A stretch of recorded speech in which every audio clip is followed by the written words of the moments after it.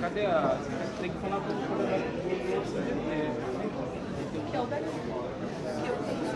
Boa tarde. Começaremos agora dando prosseguimento às atividades do 6º Encontro Brasileiro de Administração Pública, um painel acerca de conjuntura política e gestão pública composta pelos seguintes membros: professor Antônio Sérgio Araújo Fernandes, da Escola de Administração UFBA, que coordenará o painel; professor Carlos Melo, do INSPER; professor Fernando Abrúcio, da Escola de Administração da FGV; professor Marco Antônio Carvalho Teixeira, da mesma instituição; e professor Sandro Cabral, do INSPER e licenciado da UFBA.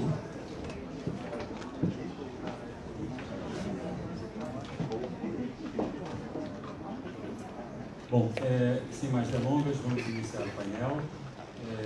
Vou passar a palavra para o primeiro professor, que é o professor Marco Carvalho Teixeira, da ESP-FGV, depois o professor Carlos Melo, o professor Fernando Abrúcio, por último, o professor Sandro Cabral. Eu queria apenas agradecer a todo o público. A gente teve mais de 1000 acessos hoje de manhã, então eu gostaria de agradecer imensamente a todo o público que está acompanhando online, né, o evento.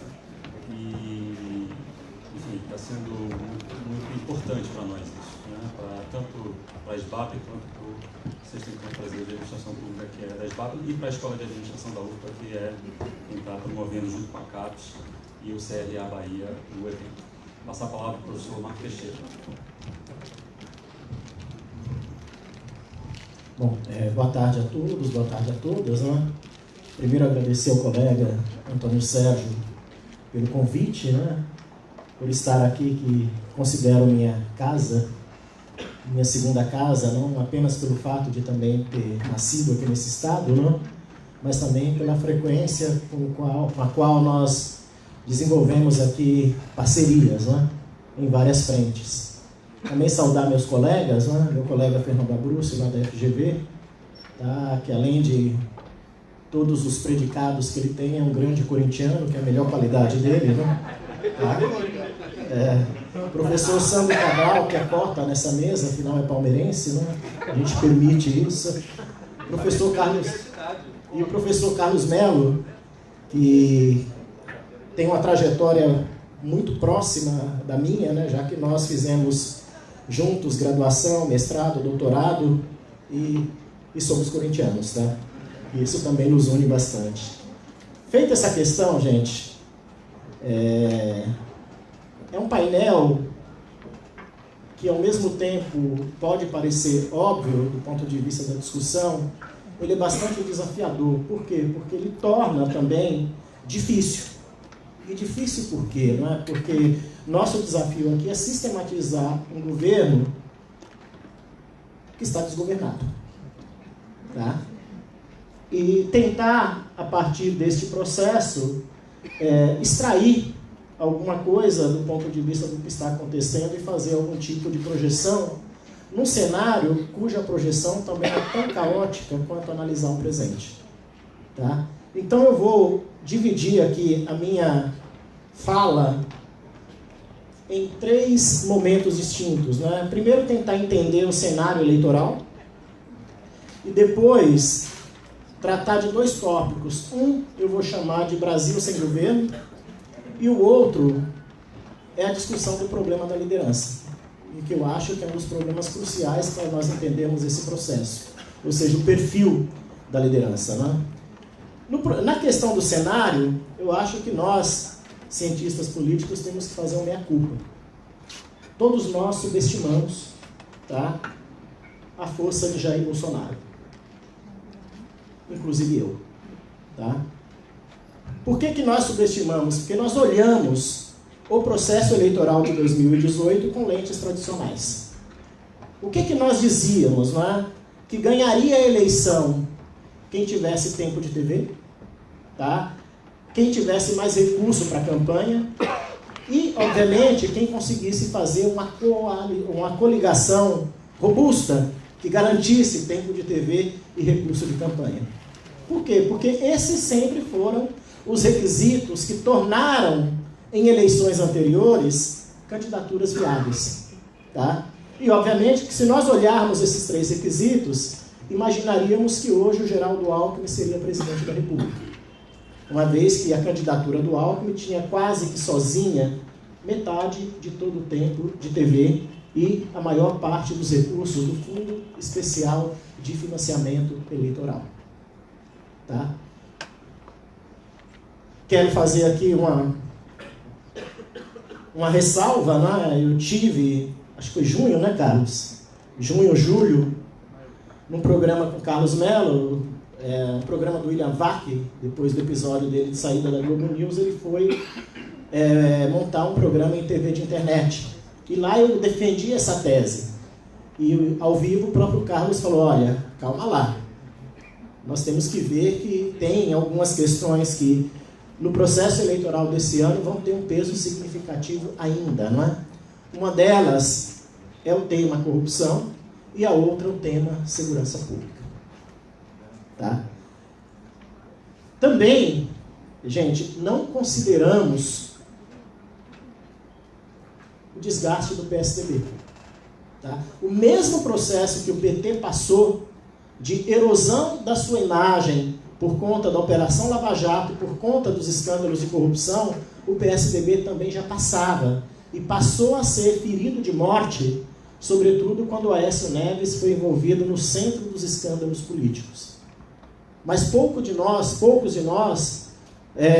consideraram essa questão como um fator que inviabilizaria a candidatura do PSDB.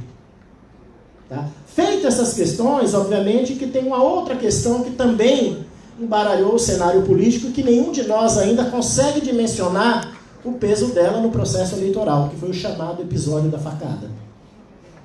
Mas que, se qualquer um de vocês pegarem as pesquisas de intenção de voto, vocês vão ver que a alavancada de Jair Bolsonaro começa exatamente depois desse episódio. Até lá ele oscilava entre 15% a 20% e com algum viés de baixa. Então, foi um processo eleitoral completamente atípico. E que, obviamente, produziu um governo completamente atípico do ponto de vista da sua composição e do ponto de vista da sua articulação política. E que nos coloca frente a algumas questões que talvez nos ajudem a entender o momento político que nós estamos passando. Ou seja, foi eleito um governo cuja principal liderança nega a política. Então a grande questão que se coloca é como governar negando a articulação política? Como governar negando a necessária coalizão de governo pela via dos partidos? Uma vez que a governabilidade, né, ou seja, o processo legislativo, está organizado pelo tamanho das bancadas. Ou seja, o caminho que o presidente da República escolheu, que foi fazer aliança a partir das bancadas segmentadas, não é o caminho da governabilidade, não é o caminho da aprovação de projetos, não é o caminho da tramitação pela via democrática dos interesses governamentais.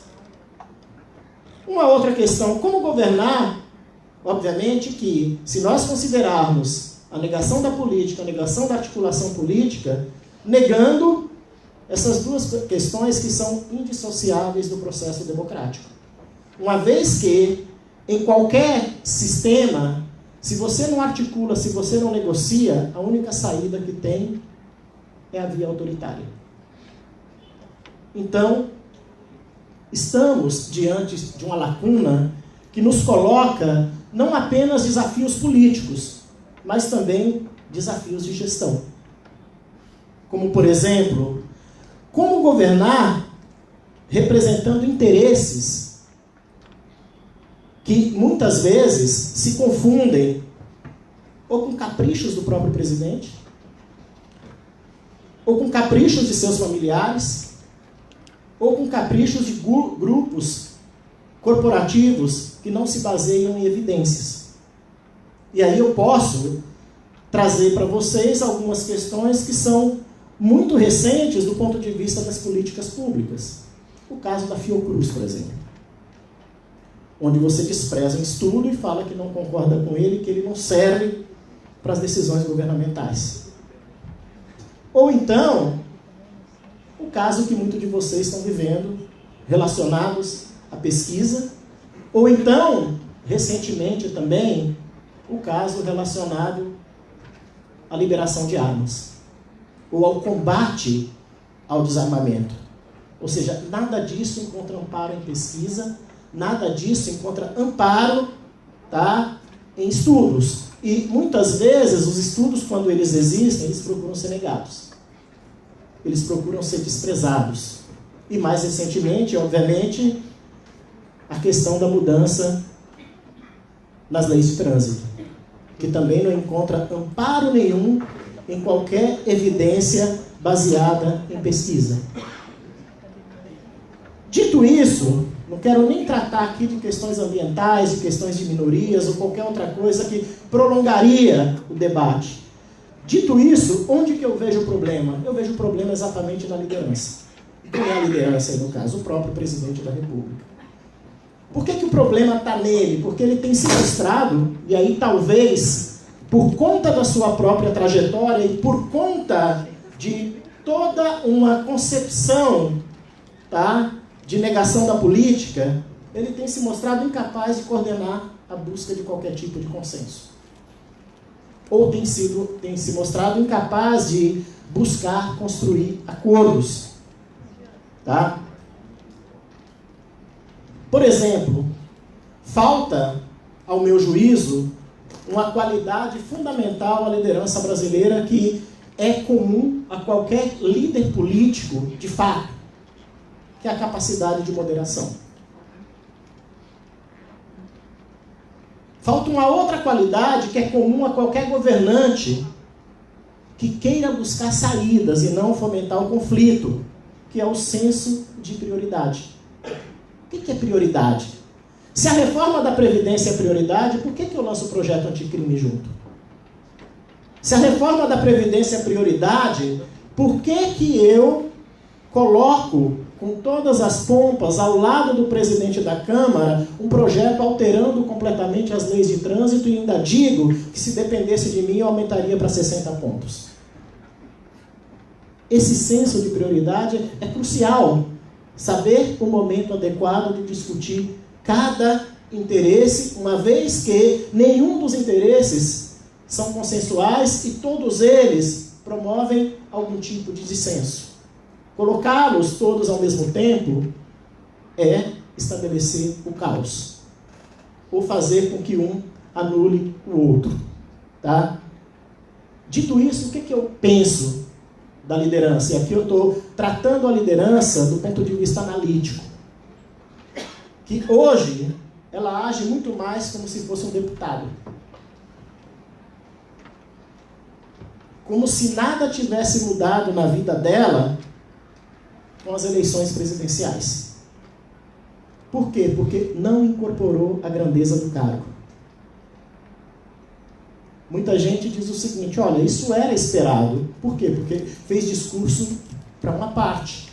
Ora, ganhar a eleição, tá, a partir do apoio de uma parte é normal em qualquer democracia. Mas uma vez que você toma posse do cargo, você governa para todo mundo. Ainda mais num país polarizado como esse. Finalizando, a atual agenda do governo, ao invés de unir, ela divide ainda mais o país. Ela polariza ainda mais o país. Tem muita gente que diz, mas ela serviu aos propósitos de ganhar a eleição. Sim, serviu aos propósitos de ganhar a eleição, junto com outro conjunto de variáveis, mas não serve ao propósito de liderar um país fragmentado. Não serve ao propósito de estabelecer um mínimo de consenso. Muito pelo contrário. O mais comum no governo tem sido entrar em bola dividida. Tem sido em estabelecer ainda mais a divisão. Qual seria a salvação que eu vejo, né? Primeiro, refundar o governo.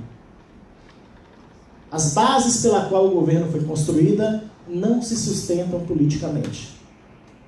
E cada vez mais está perdendo amparo no processo eleitoral que o elegeu. Segundo, fazer articulação política. A articulação política é do processo civilizatório. O que não é do processo civilizatório são questões antirrepublicanas que nelas colocam. O que não pode é confundir as moedas com o processo, ou jogar a criança com a água junto. É isso que se tentou jogar. E, por fim, mudar o comportamento da liderança. Talvez esse seja o caminho mais difícil. Por quê? Porque ela tem que estar predisposta a fazer isso. Tá? E não sei se fará. Tá? Por isso que eu falei no começo, que parece óbvio, mas ao mesmo tempo é muito difícil. Por quê? Porque está muito difícil enxergar, tá, algum caminho para o dia de amanhã. Não é nem para o futuro. Fico por aqui. Obrigado.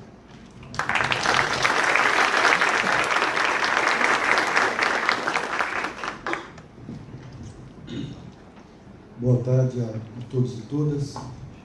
Dizer também que é um prazer estar aqui na Bahia. É sempre muito bom, né? Tenho dito que já tenho família na Bahia, sempre se tornou nesses anos todos meu irmão, desde a primeira vez que ele me convidou para vir aqui, depois, apesar dos pesares, né? A gente aceita uma família palmeirense também. Né? E também está aqui com o Marquinho, está aqui com o Fernando, né? A gente compartilha várias questões há tanto tempo. E também com o professor Antônio Sérgio, que também é um amigo de longa data. Eu vou falar um pouco do governo já, mas é claro que a fala do Marco, ela chama, né, para intervenções positivas, corroborando. A questão é o seguinte, é incrível, né? Mas as circunstâncias são mais importantes que os atores. Aquela lógica do Maquiavel, fortuna e a virtude, a fortuna vem primeiro. A história se desenvolve e de repente ela gera o montanha ou o rato. Né? No caso da eleição brasileira de 2018, gerou o Jair Bolsonaro. Vocês façam a meditação como vocês quiserem. Né? Mais perto do microfone. Nós fomos surpreendidos, de certa forma sim, porque um ano antes da eleição a gente de fato não imaginava, mas aos poucos foi se revelando, e não era só a agenda da corrupção e da segurança pública, não, que isso estava latente, mas é que o Jair Bolsonaro, ele representa, eu escrevi um artigo no livro do Secretário das Letras, ele representa a direita que sempre houve no Brasil. Se você for pegar ali, Plínio Salgado, lá no integralismo, se você vem para o Lacerda, a TFP, de certa forma, o malufismo, isso sempre existiu no Brasil. Só que esse setor estava solto, ele estava sem, com o caso do malufismo, ele estava sem representante. O PSDB tentou, de alguma forma, representar nas eleições de 2010 e 2012, né, o José Serra, por exemplo, falando contra a descriminalização do aborto, por exemplo, né, mas não conseguiu. Esse setor ficou solto até que em 2013 ele se reorganiza e procura um representante. O seu representante mais radical, embora não mais profundo, foi o Jair Bolsonaro. Então essa direita era organizada, ela teria alguma coisa perto de 15%, 20%. Né? Além disso, a pauta foi essa que o Marcos referiu, e também era muito difícil imaginar que o Alckmin conseguisse ganhar essa eleição. Né? Mesmo com todo o tempo de televisão, o Geraldo Alckmin era o Geraldo Alckmin. Né? É um fenômeno exclusivamente paulista. Né? Foi o sujeito, não podemos esquecer, que talvez seja o autor do maior prodígio da política brasileira. O cara consegue ter menos votos no segundo turno do que no primeiro, né, em 2006. Então, para ele ganhar já era complicado mesmo. E, além do mais, o PT teve a sua derrocada, mas o PSDB foi atrás, né, depois, sobretudo depois do Joesley Day, aquele 17 de maio de 2017. Na ocasião, eu cheguei a escrever que, na defesa de Aécio Neves, o PSDB estava, para salvar um membro, estava cortando o pescoço. No outro dia eu disse isso numa palestra do PSDB, para salvar um membro, estava cortando o pescoço, um sujeito me apartou e falou assim, o que foi muito bem sucedido. Né? Foi mesmo. E tem essa questão da liderança política que o Marco coloca aqui, mas que é um fenômeno mundial. Né? Mundial. Olha para a liderança política, sei lá, há 30 anos, 30, 40 anos, você olha, você pode gostar ou não do Ronald Reagan, por exemplo. Mas onde você via o Ronald Reagan, você vê hoje. Onde você via Margaret Thatcher, você vê a Theresa May, que já era. Né? Onde você via o Mikhail Gorbachev, você vê o Vladimir Putin. Onde você via o Helmut Kohl, você vê hoje a Angela Merkel, que vocês vão falar assim, não, mas ela não é assim. Sim, mas não é a Helmut Kohl. Né? Onde você via ali Fernando Henrique Cardoso, que a gente pode gostar ou não gostar, mas o que você vê hoje é o Bolsonaro. Né? É o mundo. Né? Tem esse grande problema. E aí a gente entra na forma como que esse governo, com essas características todas que o Marco colocou aqui, como que ele se organizou, ou como que as circunstâncias organizaram esse governo, né? Como que a sorte organizou esse governo. É difícil imaginar que haja um cérebro que pensou a organização do governo, porque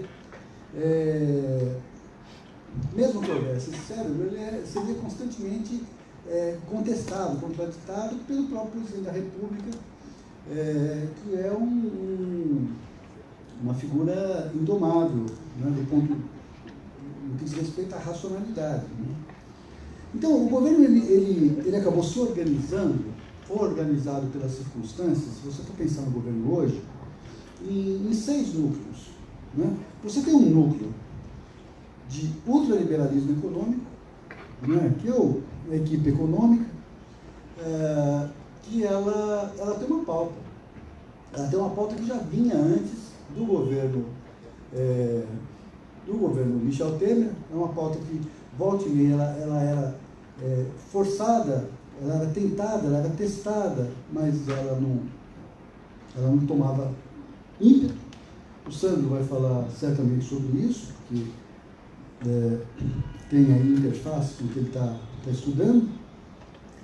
E é interessante que é um ultraliberalismo que não tem senso de dinâmica política, porque num país como o Brasil, se você quiser fazer reformas dessa monta, você precisa reconhecer que é necessário um tempo de desmame. Né? Você não sai do capitalismo patrimonialista brasileiro para o superliberalismo sem conflito. Né? Você não sai falando, por exemplo, de privatização sem arrumar uma série de confrontos, inclusive com o capitalismo nacional. Né? Você tem um outro núcleo ali, além desse do ultraliberalismo econômico, que é o núcleo Lava Jato. Lava Jato Nacional. Seria ele o dínamo da popularidade. Seria a partir dali que se imaginaria que o Bolsonaro pudesse crescer, explodir. Né? Isso se houvesse também um ambiente econômico um pouco melhor. Esse dínamo da popularidade está ali no Sérgio Moro. E eu fico imaginando como que o Bolsonaro acordou naquele domingo 26, quando ele pensa que está todo mundo ali fazendo uma grande manifestação a favor dele, mas o boneco enorme, né, o super-homem inflável, tem o rosto do Sérgio Moro, não do Bolsonaro. Né? Esse dínamo da popularidade, ele tem um problema, ele estabelece tensões para o sistema político, E tem muita gente no sistema político, no Congresso Nacional, que fala o seguinte: pô, a gente aprova toda a agenda do governo, o governo decola, fica popular, depois os caras colocam a gente na cadeia. É uma questão a se considerar. E há um risco muito grande aí de excessos, né, de desrespeito ao Estado de Direito. O outro núcleo é um núcleo operacionalmente qualificado. Né? Ali a gente tem a infraestrutura, a agricultura, né? Que tem uma interface ali com o ultraliberalismo e que está tentando fazer aí algumas modificações na ordem, modificações de infraestrutura e etc., mas de uma agenda que já está colocada, o Sandro pode falar bem disso. Aí nós temos mais 3 núcleos. O núcleo militar, que por incrível que pareça, foi de onde que surgiu nesse momento alguma racionalidade técnica e alguma moderação política, né, tentando conter o outro núcleo, que é o núcleo ideológico, onde parece curva de rio, juntou ali tudo quanto era tranqueira, quer dizer, é um campo extraordinário de malucos, né, na educação, no Itamaraty, né, quer dizer, quando eu olho o Itamaraty, eu fico surpreso, porque eu acho que foi o Ted Roosevelt, não foi, Fernando, que falou que países não têm amigos, países têm interesses. Né? Os caras são pré-Ted Roosevelt. Né? Querem estabelecer relações de amizade ao arrepio das relações econômicas. Eu vi um núcleo de parlamentares que, a princípio, foram para a China em janeiro, e aliás, apanharam igual ratazana grávida do Olavo de Carvalho por causa disso. E o sujeito falou assim para mim: professor, nós somos a China. É mesmo? Estamos apanhando. Pois é, uma bobagem. Professor, deixa eu dizer uma coisa. Pois não, diga. Você sabia que a China é o nosso principal parceiro econômico há 9 anos? Eu olhei assim e falei: meu Deus do céu, eu quero destruir isso agora. Que lascado. Além desse núcleo ideológico, que é de onde vem todo tipo de confusão, impressionante esse início da educação, né? Quer dizer, não vejo muito sentido ali nessas coisas, a não ser falar com o próprio umbigo, falar com o próprio gueto. Né? O Bolsonaro hoje não teria os 57 milhões de votos, porque, veja, o Bolsonaro sequer fala para os seus 57 milhões de votos, ele escolheu falar com um núcleo muito mais reativo do que esses 57 milhões. Não é que ele não está nem falando para a população como um todo, mas ele está falando para os seus eleitores, né? Para a amplitude dos seus eleitores. E, por fim, o núcleo de articulação política. Esse sim é um núcleo que a gente tem que dizer que, né, segue o mesmo compasso do governo. Aliás, quem observou ontem o bate-boca no Congresso Nacional entre o Major Olímpia Jorge Halsemann é impressionante. Quando o Alexandre Frota vira um sujeito, né, uma referência, um equilíbrio de articulação política, é mesmo. Isso é pornográfico. Não sabia. De fato, quando isso acontece, é pornográfico. Então, e veja, em virtude disso tudo, em virtude desse desacerto enorme, e algumas pessoas, como o Antônio Sérgio lá fora falou para mim: pô, chegamos no fundo do poço. Eu falei assim para ele: Antônio, eu acho que o fundo do poço no Brasil é falso. Então a gente ainda pode ter um pouco mais. Mas em virtude disso, em virtude desse quadro todo, o parlamento teve que se impor. E olha, quer saber? Ainda bem. Ainda bem. Né? Olha que tristeza. Todo o poder é o centrão, meu Deus do céu. Mas né? Que impôs ali alguma possibilidade de diálogo político. É claro que existe essa questão do fisiologismo, está impregnado nisso na nossa história, etc. Mas como lembrou bem o Marco aqui, a articulação política não é só isso. A articulação política é necessária. E é preciso construí-la, e foi o parlamento que estabeleceu isso. Então, por exemplo, quando esse presidente, sem prioridade, vai lá, atravessa a Praça dos Três Poderes, no dia que está se discutindo a reforma da Previdência, entrega lá um projeto, né, para mudar as leis de trânsito, né, sem prioridade alguma, aí o Rodrigo Maia olha assim e fala assim, não tem a menor possibilidade de passar isso. Tirar a cadeirinha, dobrar para 40 pontos, não tem a menor possibilidade de passar. Porque o Congresso tem de assegurar esses excessos todos.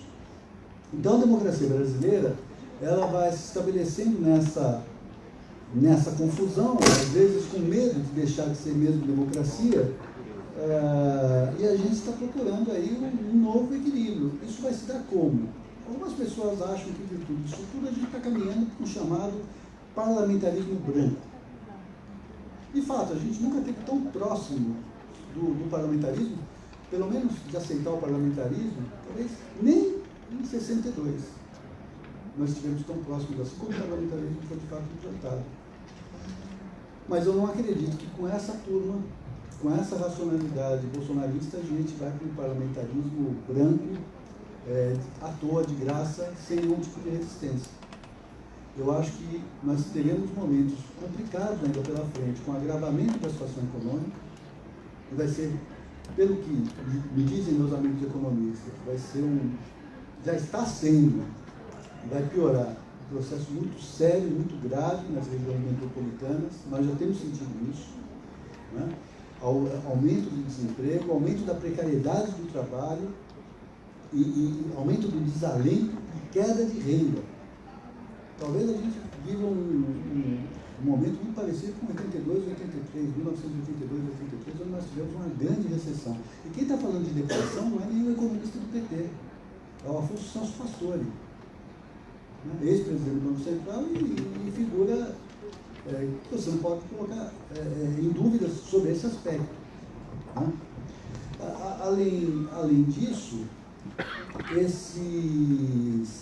além da questão econômica e desse desacerto na política, a questão da violência urbana também, que não se resolve, ou se resolve com mais violência. Então, eu acho que nós viveremos ainda momentos complicados ao longo desse segundo semestre, e talvez começo do semestre que vem.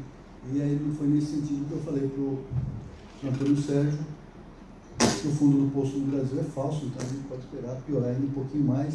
Enfim, eu quero encerrar aqui dizendo que é sempre um prazer vir aqui à Bahia e a qualquer lugar que eu tenho ido ultimamente levar essa mensagem de esperança e otimismo.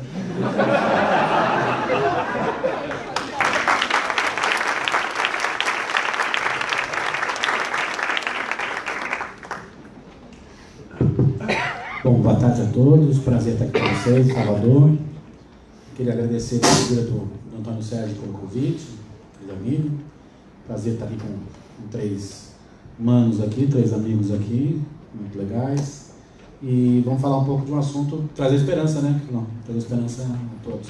Eu vou falar, na verdade, o que eu imaginei como título é a política das políticas públicas do governo Bolsonaro. Tentar entender o que significa o efeito de um pouco daquilo que o Marquinhos e o Carlão falaram sobre as políticas públicas. Eu vou falar um pouco mais sobre o MEC, que é um lugar, digamos, hoje bastante exótico na história da vida das políticas públicas brasileiras, mas o Santo vai encontrar um lugar que é menos exótico e vai tentar mostrar que alguma coisa existe, não muita, mas alguma coisa existe, digamos assim. E para falar um pouco da política das políticas públicas no governo Bolsonaro, no fundo, quando a gente usa esse conceito, ele supõe duas formas de se expressar. Uma é o efeito da política, no seu sentido clássico do termo, da disputa política nas políticas públicas. Então, vou falar um pouco sobre isso, como é que a política, aí no terreno um pouco do que o Carlão e o Marquinhos falaram, está afetando as políticas públicas. E o outro, qual é o modelo decisório e deliberativo de produção de políticas públicas no governo Bolsonaro? Tem um modelo mais majoritário, tem uma ou outra exceção. O senhor vai falar um pouco da exceção, mas ele vai mostrar que a exceção também não escapa a uma parte das regras. E eu queria falar um pouco sobre essas coisas, porque a gente precisa entender um pouco o efeito dessa política bolsonarista sobre as políticas públicas e precisa também entender, ao mesmo tempo, qual é o modus operandi das políticas públicas, pelo menos o modus operandi majoritário no governo bolsonarista nesses 6 meses inegavelmente emocionantes, né? Pelo grau de, digamos, de originalidade. Pensar um pouco primeiro no efeito, então, do modelo político. Eu acho assim, o primeiro efeito do modelo político é que o Bolsonaro veio para desinstitucionalizar o sistema político. Esse é o projeto dele. O projeto dele é para desinstitucionalizar o sistema político. Então, tem um diagnóstico difuso na demanda do eleitorado, ou pelo menos uma parte do eleitorado, desde 2013 para cá, que o sistema político é corrupto, que o presidencialismo de coalizão é um presidencialismo corrupto, que, digamos, que o sistema político não responde à sociedade, etc, etc. Existe essa demanda difusa, não é apenas do Bolsonaro personagem, mas essa demanda se expressou na eleição, se expressou em manifestações de rua, se expressou no impeachment da presidente Dilma. Não se pode negar isso. Negar isso é ir contra a ciência, né? A gente fica brincando que o Bolsonaro não acredita em ciência, a gente também tem que acreditar um pouco, né? Ou seja, existe isso, e o projeto nesse sentido do Bolsonaro é desinstitucionalizar. Acabou a nova república, estou inaugurando, sou condottieri desse novo sistema, como o príncipe maquiavélico, e vou inaugurar um novo sistema. Só que, ao desinstitucionalizar o sistema político, isso tem muitos efeitos sobre as políticas públicas. Porque você desorganiza os canais de expressão em relação entre a política e as políticas públicas. Por exemplo, os ministérios são um canal de expressão da relação entre a política e as políticas públicas. Quando você tenta, de alguma maneira, na maior parte dos ministérios, descolá-los da política, ninguém sabe o que faz no dia seguinte. Este é um governo em que parte ainda, estamos em junho, não sabe onde é o banheiro do ministério. Nós estamos procurando o banheiro. Porque essas relações são construídas durante... Estão fazendo fora do banheiro. Isso é o problema, eu nem quis falar isso, eu sou o cara mais educado, em suma. Mas, em suma, isto desorganiza as políticas públicas. No fundo, o discurso bolsonarista é um discurso de revolução. O Olavo de Carvalho, eu já li o Olavo de Carvalho há um certo tempo, vocês vão rir de mim, mas eu tinha alunos que iam, eu fui atrás de ver o que era esse sujeito. Ele está mais para Lenin do que para Gramsci, né? Ou seja, temos que fazer a revolução, botar a mão na massa. Só que esse modelo é uma revolução sem trajeto, ou seja, o modelo de desinstitucionalização do Bolsonaro não diz como se faz no dia seguinte. E isso tem muito efeito nas políticas públicas. Claro, tem um efeito, o Carlão já falou sobre ele, que eu não usaria parlamentarização, acho que é uma congressualização do sistema político, afinal não é parlamentarização, porque no parlamentarismo o gabinete é resultado do Congresso. Nosso gabinete é o inverso do que é o Congresso hoje. Não é isso? É o contrário do que é o Congresso. Essa congressualização faz com que o futuro de boa parte das políticas públicas, para o bem e para o mal, hoje, gente, está no Congresso. Eu trabalho com educação, não só estudo, mas faço advocacy, que é um termo bonito. Nós fomos lá conseguir a maioria e conseguimos a maioria na Comissão da Educação da Câmara. Não aprova a escola sem partido nos próximos 2 anos. Parte da briga que antes era feita no Executivo migrou para o Legislativo. E se vocês estão percebendo as derrotas em várias políticas públicas do governo Bolsonaro, isso vai continuar ocorrendo porque as pessoas estão migrando. Os lobbies ou advogados estão migrando para o Congresso. Porque a descentralização é uma revolução sem trajeto, sem trajetória. Ele não sabe como fazer isso. Ele desorganiza as políticas públicas, desorganizando a política. Uma segunda característica do ponto de vista do efeito da política sobre as políticas públicas tem a ver com... tem que fazer com que a política funcione sob a lógica da polarização. Não pode acabar a polarização. Isso é o que dá vida, o que dá sangue, que alimenta... como o vampiro da série alimenta o sangue, é isso que alimenta o bolsonarismo.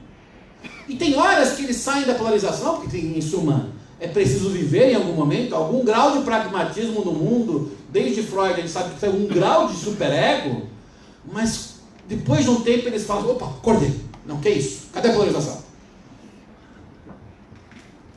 E esse modus operandi da política afeta as políticas públicas. Porque as políticas públicas em geral no mundo, acho que desde o Lindemann a gente sabe que ele segue um modelo razoavelmente incrementalista. Em um outro momento você pode ter um corte um pouco mais disruptivo, mas mesmo assim o incrementalismo é o ponto central da lógica das políticas públicas.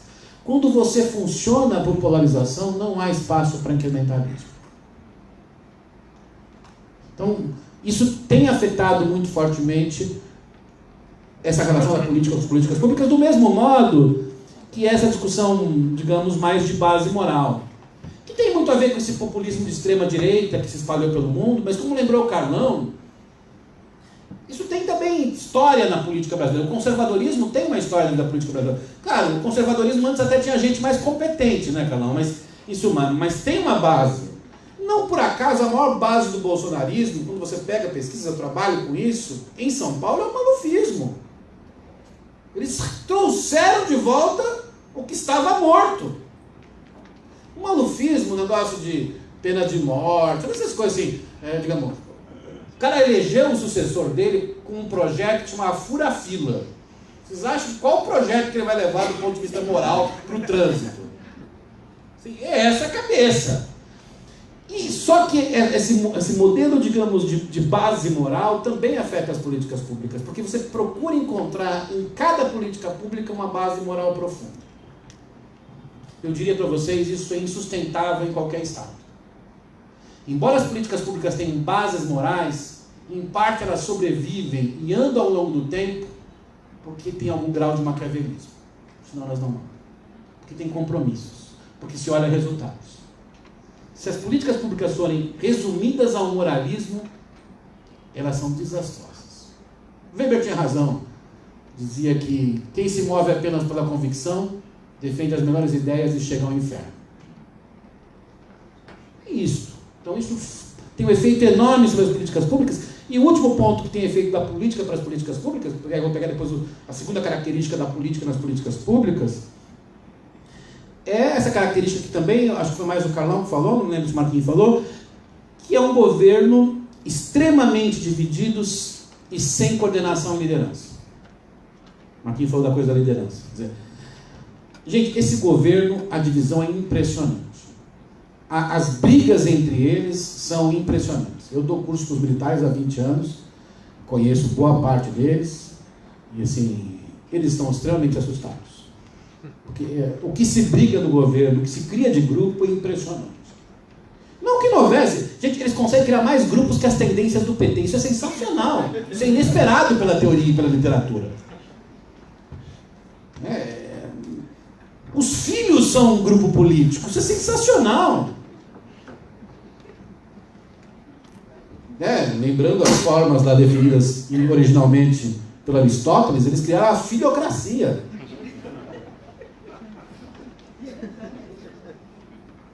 Esses caras têm mais de 100 pessoas no governo, os filhos. Estou falando sério. Então, um governo descoordenado, porque tem muita gente brigando. As brigas do PSL são sensacionais, elas são imperdíveis. Se não estivesse o país em jogo, eu continuaria rindo.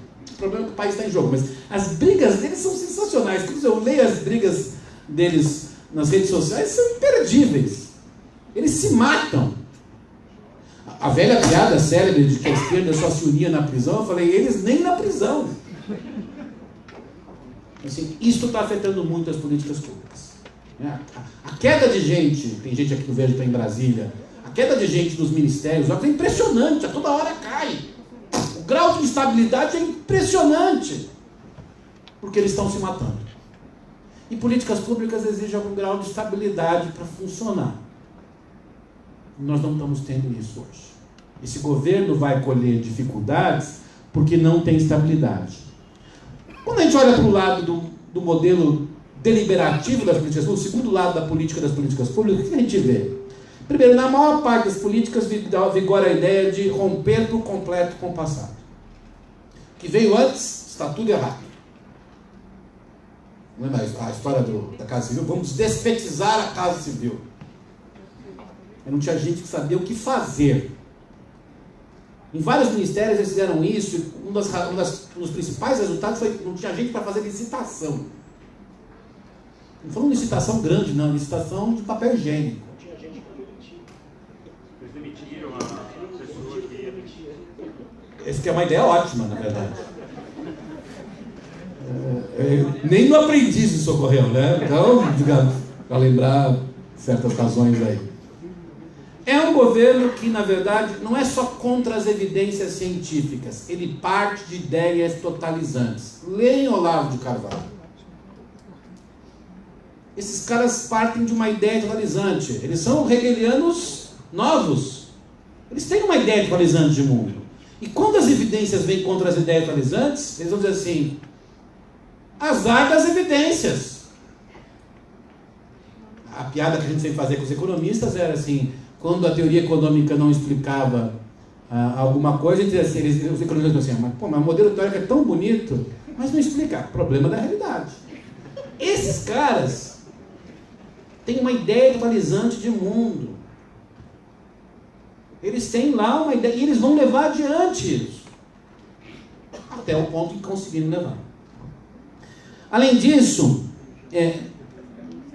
por que esse governo dialoga pouco em relação aos atores de políticas públicas? Isso aconteceu na história dos conselhos, mas está ocorrendo em todas as políticas setoriais, a gente está vendo isso.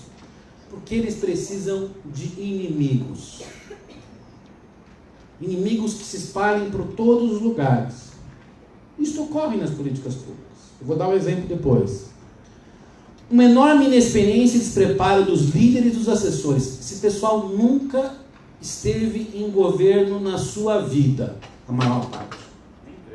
Alguns nem emprego tiveram, nem carrinho de pipoca administrar. E às vezes, pior do que a inexperiência do líder é a inexperiência do assessor. Eu sempre lembro uma história quando, a primeira vez que o Evo Morales, quando foi eleito, teve uma reunião com o governo Lula, e aí ele trouxe todos os assessores, Lula todos os assessores, trouxe lá o Márcio Tomás Basto, Henrique Meirelles, o Zé Dirceu, o André Singer, trouxe todo mundo lá, Palocci. E aí acabou a reunião, um assessor do Lula falou assim: mas presidente, nós estamos ferrados, o Morales não tem menor preparo. Falou: o Morales, pior são os assessores. É isso, política é isso. Quando você não tem os assessores, não vai. Que é um bando de despreparados que está tomando conta das políticas públicas brasileiras. E para acabar essa discussão mais geral, no fundo, esse governo não tem a menor ideia do efeito das políticas públicas sobre a política. Talvez esteja aí a grande armadilha desse governo. Eles não acreditam, no fundo, que as políticas públicas mudam a política. O que eles acreditam é que a moralidade, a ideia atualizante mude a política. Eles são anti-Theodore Logan, por exemplo, para pegar os clássicos. Eles não acreditam que policies têm efeito sobre politics. E eu acho que é aí que, na verdade, o governo vai entrar no seu problema maior. Porque as pesquisas estão mostrando e a sensação social em relação às políticas públicas está piorando, e isso é um caminho contínuo e não vejo nada que vai mudar. Eu só queria terminar, professor Antônio Sérgio, falando rapidinho do MEC. O MEC foi escolhido pelo grupo mais ideológico entre os bolsonaristas. Disse a imprensa que quem escolheu o primeiro-ministro Vélez foram os evangélicos. Mentira! Quem escolheu foram os filhos. Os evangélicos foram colocados de laranja ali. O ministro era católico e fazia entrevista e perguntava: o senhor vai à missa no domingo? Portanto, escolheram alguém ligado ao grupo mais ideológico, mais estratosférico, e fizeram um enorme desmonte da máquina em 3 ou 4 meses. Quem conhece o Brasil, o que eles fizeram com o MEC foi impressionante. Por isso que não funciona. Eu tenho certeza que parte daquilo que levou à demissão do Vélez foi boicote, porque ele destruiu a máquina. É isso, a gente conhece Brasília. E é o ministério que mais leva a sério o slogan, embora não entenda, vou até explicar, falado pelo presidente: menos Brasília, mais Brasil. Eu acho que é, na verdade, menos Brasil, mais Marte, que é muito doido. Mas eles levaram tão a sério isso que a ligação hoje do MEC, que talvez seja dos ministérios o que tem mais ligação com os estados e municípios, está completamente desestruturada. Nós temos uma rede de 48 milhões de alunos de educação básica brasileira. E essa rede, na relação com o MEC, e foi assim que a gente fez durante 30 anos, está totalmente desestruturada. É isso que é menos Brasília, mais Brasil. O ministro caiu, e quem assumiu é muito mais orgânico com o bolsonarismo. Mas muito mais. O Vélez. Jeito, um Forrest Gump que caiu ali. Este cara é mais ligado, mais orgânico com o bolsonarismo. Para a educação básica, toda a agenda está feita por fora do MEC. No Congresso, nos estados e municípios. Eu participei da reunião do Fundeb, não participou o MEC, quem participou foi o Ministério da Economia.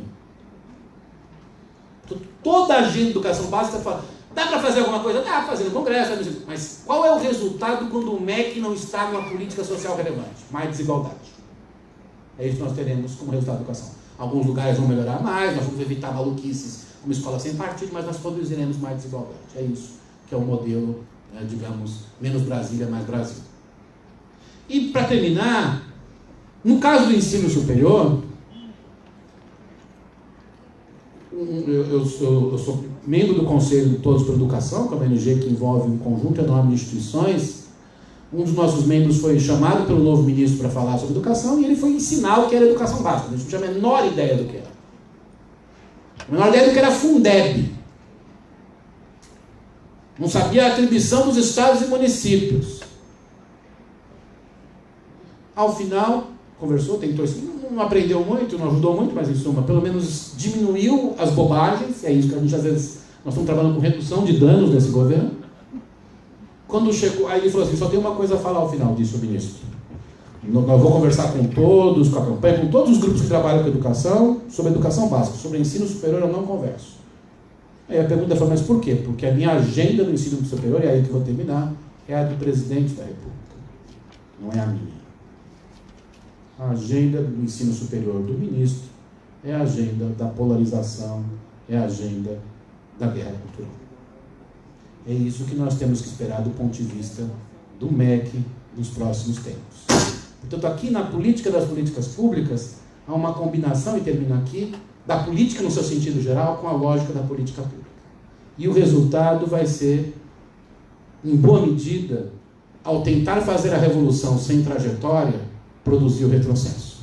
Ao tentar ir para frente sem as instituições existentes, fazer um grande salto para trás. Obrigado.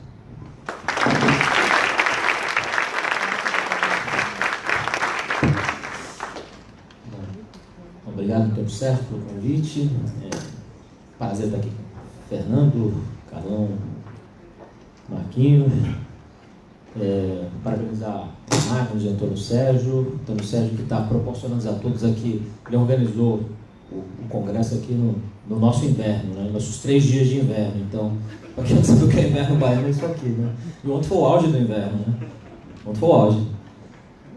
18 graus assim, né? 18 graus aqui o povo sai de casaco, né? A chance de usar o casaco. Então, isso é o inverno baiano. E pô, eu sou professor daqui dessa casa, né? Estou dando minha contribuição para o ajuste fiscal, então estou licenciado, então eu moro aqui em Salvador. Meu telefone é 71 ainda. Pô, quando é que você volta, rapaz? Não tem essa pergunta de como é que eu volto. Eu não fui, eu continuo aqui, né? Estou sempre nessa casa aqui e nesse auditório aqui, que a minha gestão como coordenador, assim, no resto de campanha, assim, sobrou de um programa, a gente reformou. E eu estou olhando aquele painel que a gente recuperou. Eu falei, rapaz, que tá bonito aquele painel. Olha aquele painel bonito que tem no fundo ali, que a gente recuperou para cá. Aqui, pô. Orgulho de estar em casa. Alguns ex-alunos aqui, colegas de coisas da academia, professores. E aí eu vou registrar para eles uma pessoa aqui que sem ela não estaria aqui, a professora Tânia Fischer. Eu pedi a palmas para ela.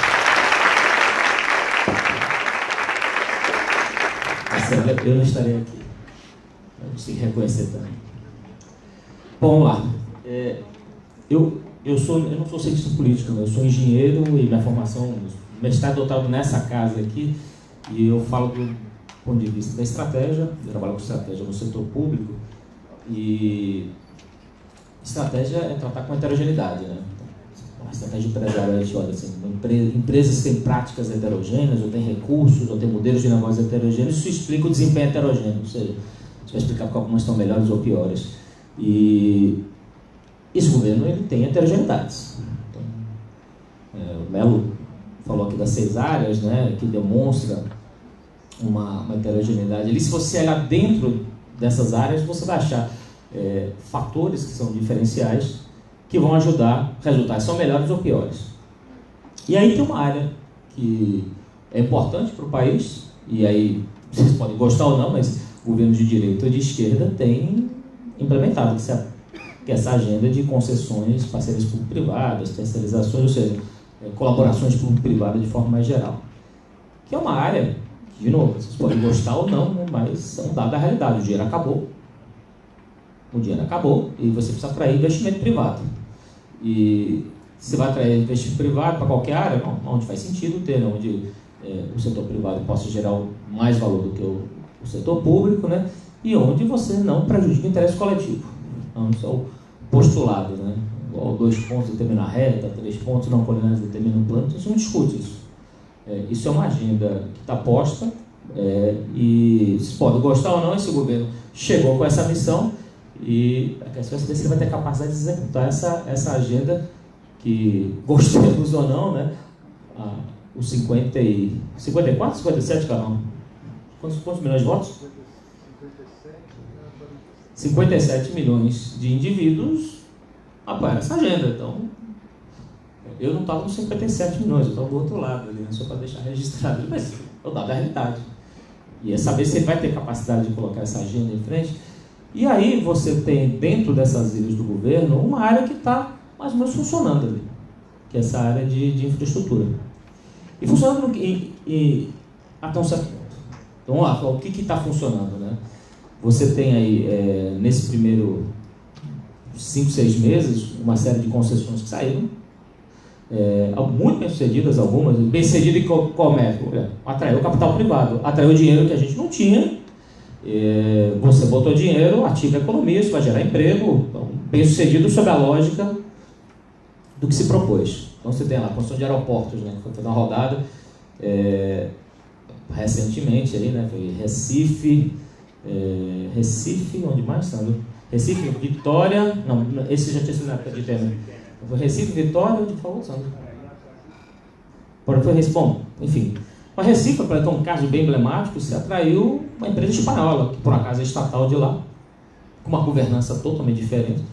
E, para quem esteve recentemente em Madrid ali, o aeroporto de Madrid está, poxa, é aquela mesma empresa que está vindo, né? E eram organizações que não conseguiam chegar no Brasil por conta do nosso capitalismo de laços aqui, né? Eu trabalho com essa parte de investimento privado há muito tempo. E na época da questão dos estádios da Copa, andei conversando com alguns operadores privados, né? E eles querem saber, né? E aí, como é que é? O Brasil é aquilo, né? Então, mas a gente não quer pagar pedágio para a empresa A, B ou C, né? Que estão todas implicadas na Lava Jato. Ou seja, a gente está conseguindo atrair empresas que conhecem de um determinado setor, o setor precisa ser desenvolvido, que trazem competência, trazem recursos financeiros, e isso está sendo bem sucedido. E a gente teve umas rodadas que foram exitosas aí. Mas a gente tem que entender por que isso foi exitoso, né? E foi exitoso porque o governo, essa parte do governo, Bolsonaro, foi um anti-bolsonarismo. Fiz tudo ao contrário do que vocês estão falando aqui. Foi uma parte que teve racionalidade, teve sentido de propósito e teve colaboração interorganizacional, que é básico para qualquer política pública. Então, a história da heterogeneidade, né? Eu sou de estratégia, eu quero entender o que está do lado direito da equação, que faz e explica o lado esquerdo. Coisa que está do lado direito que é boa, ou que potencializa resultado positivo, ou coisa do lado direito que vai representar algum fator negativo aí.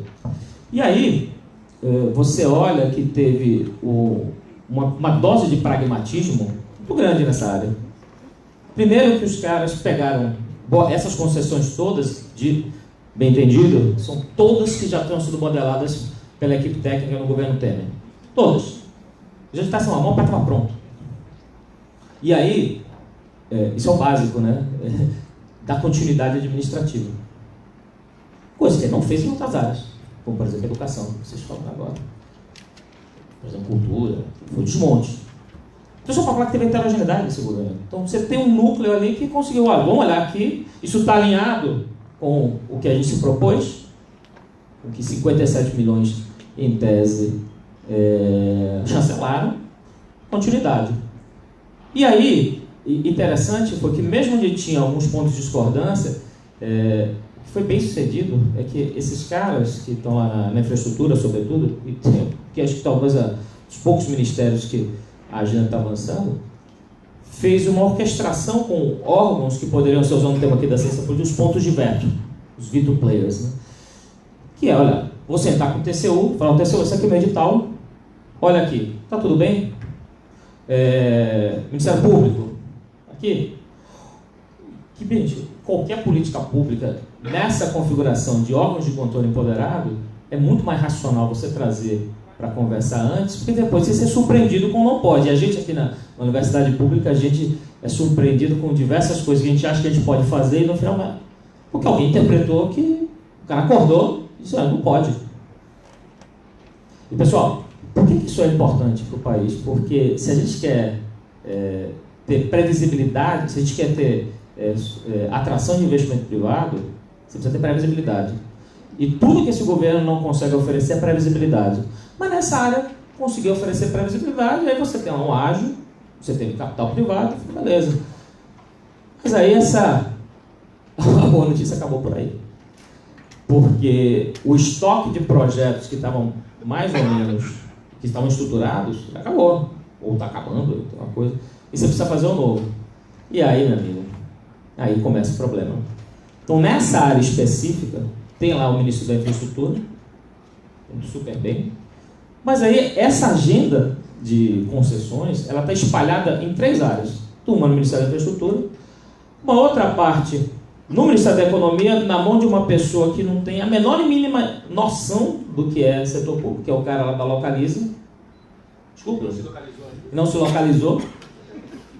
E o programa o PPI na Secretaria de Governo, com um dos generais que eu tive que decorar nome, né? Agora a gente tem que decorar o nome de general, o general Santos Cruz, que foi atacado recentemente pelo Olavo de Carvalho. E antes de você falar que a gente tem que ler o Olavo de Carvalho, eu vou parafrasear aqui uma outra conversa igual o Carlos Melo.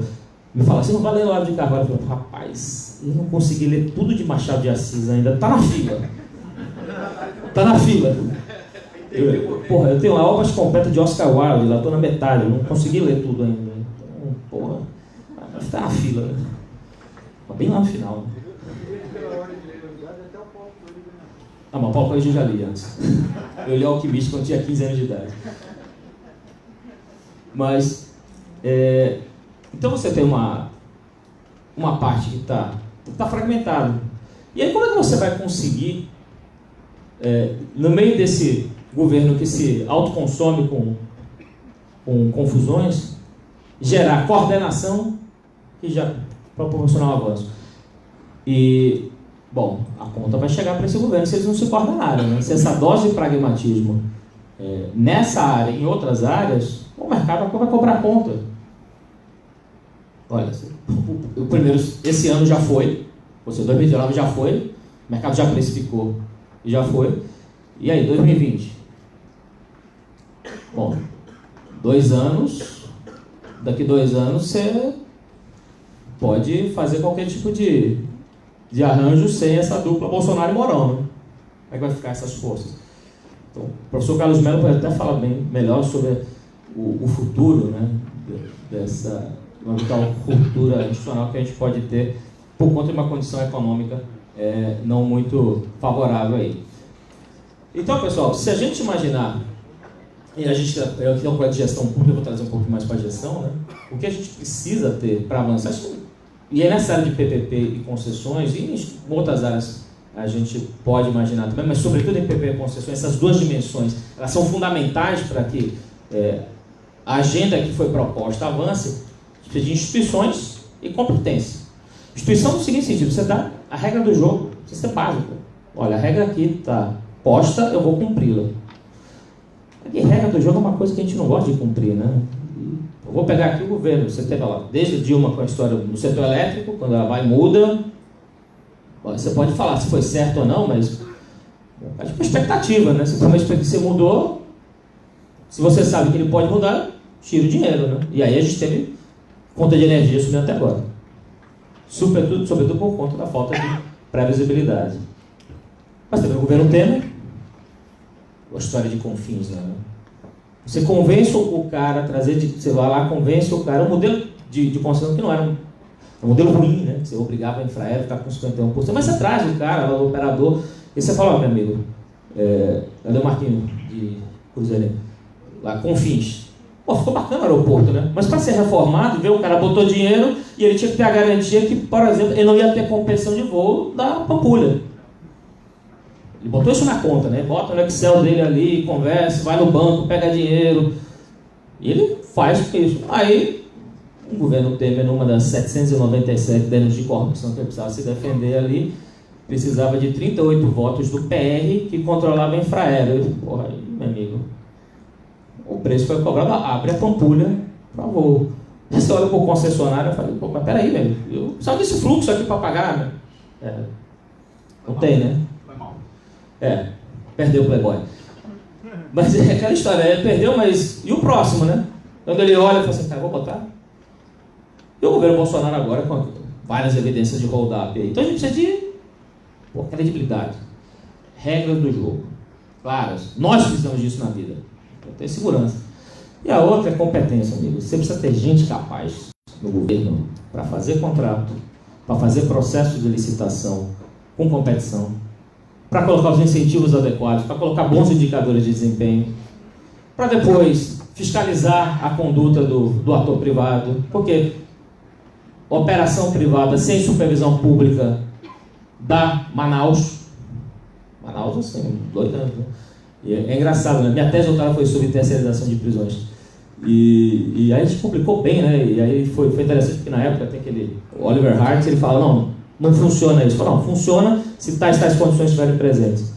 O problema é que Manaus não tem nenhuma dessas tais condições. É tudo ao contrário. É tudo exatamente ao contrário. E não é à toa que em 2017 teve cabeças literalmente rolaram e agora 2019 de novo. Então você precisa ter competência.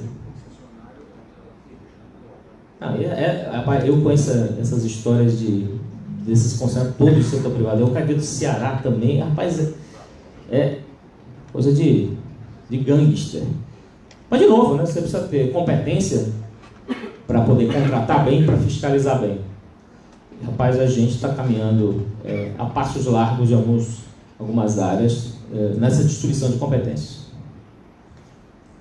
Agora, essa é uma boa notícia, né? A boa notícia é que, como toda mudança organizacional, você sai do ponto A para o ponto B, o vir do ponto A para o ponto B não é automático, é um negócio chamado inércia. Ela Hannah e Freeman 84, o nome da citação. Tem inércia organizacional. Essa inércia, a organização demora para se ajustar. E você tem 2 fontes. Uma fonte que é estrutural, porque você precisa ter sistemas, então você não muda de uma hora para outra. Você não desmonta tudo isso aí de uma hora para outra, porque você tem, até para você colocar outra coisa, você tem sistema, é físico, estrutural. É uma coisa que é cultural. Ou seja, os modelos mentais das pessoas não mudam automaticamente. Então, a minha mensagem de otimismo é você, otimista, a acepção da palavra é que a gente pode resistir, porque tem um estoque de conhecimento, tem um estoque de práticas que podem refrear, que podem impedir isso. Então, de novo, isso passa por ter gente competente e motivada no setor público, para que a gente consiga resistir a roubos aí dos malucos de plantão. É isso aí, Alex. Obrigado.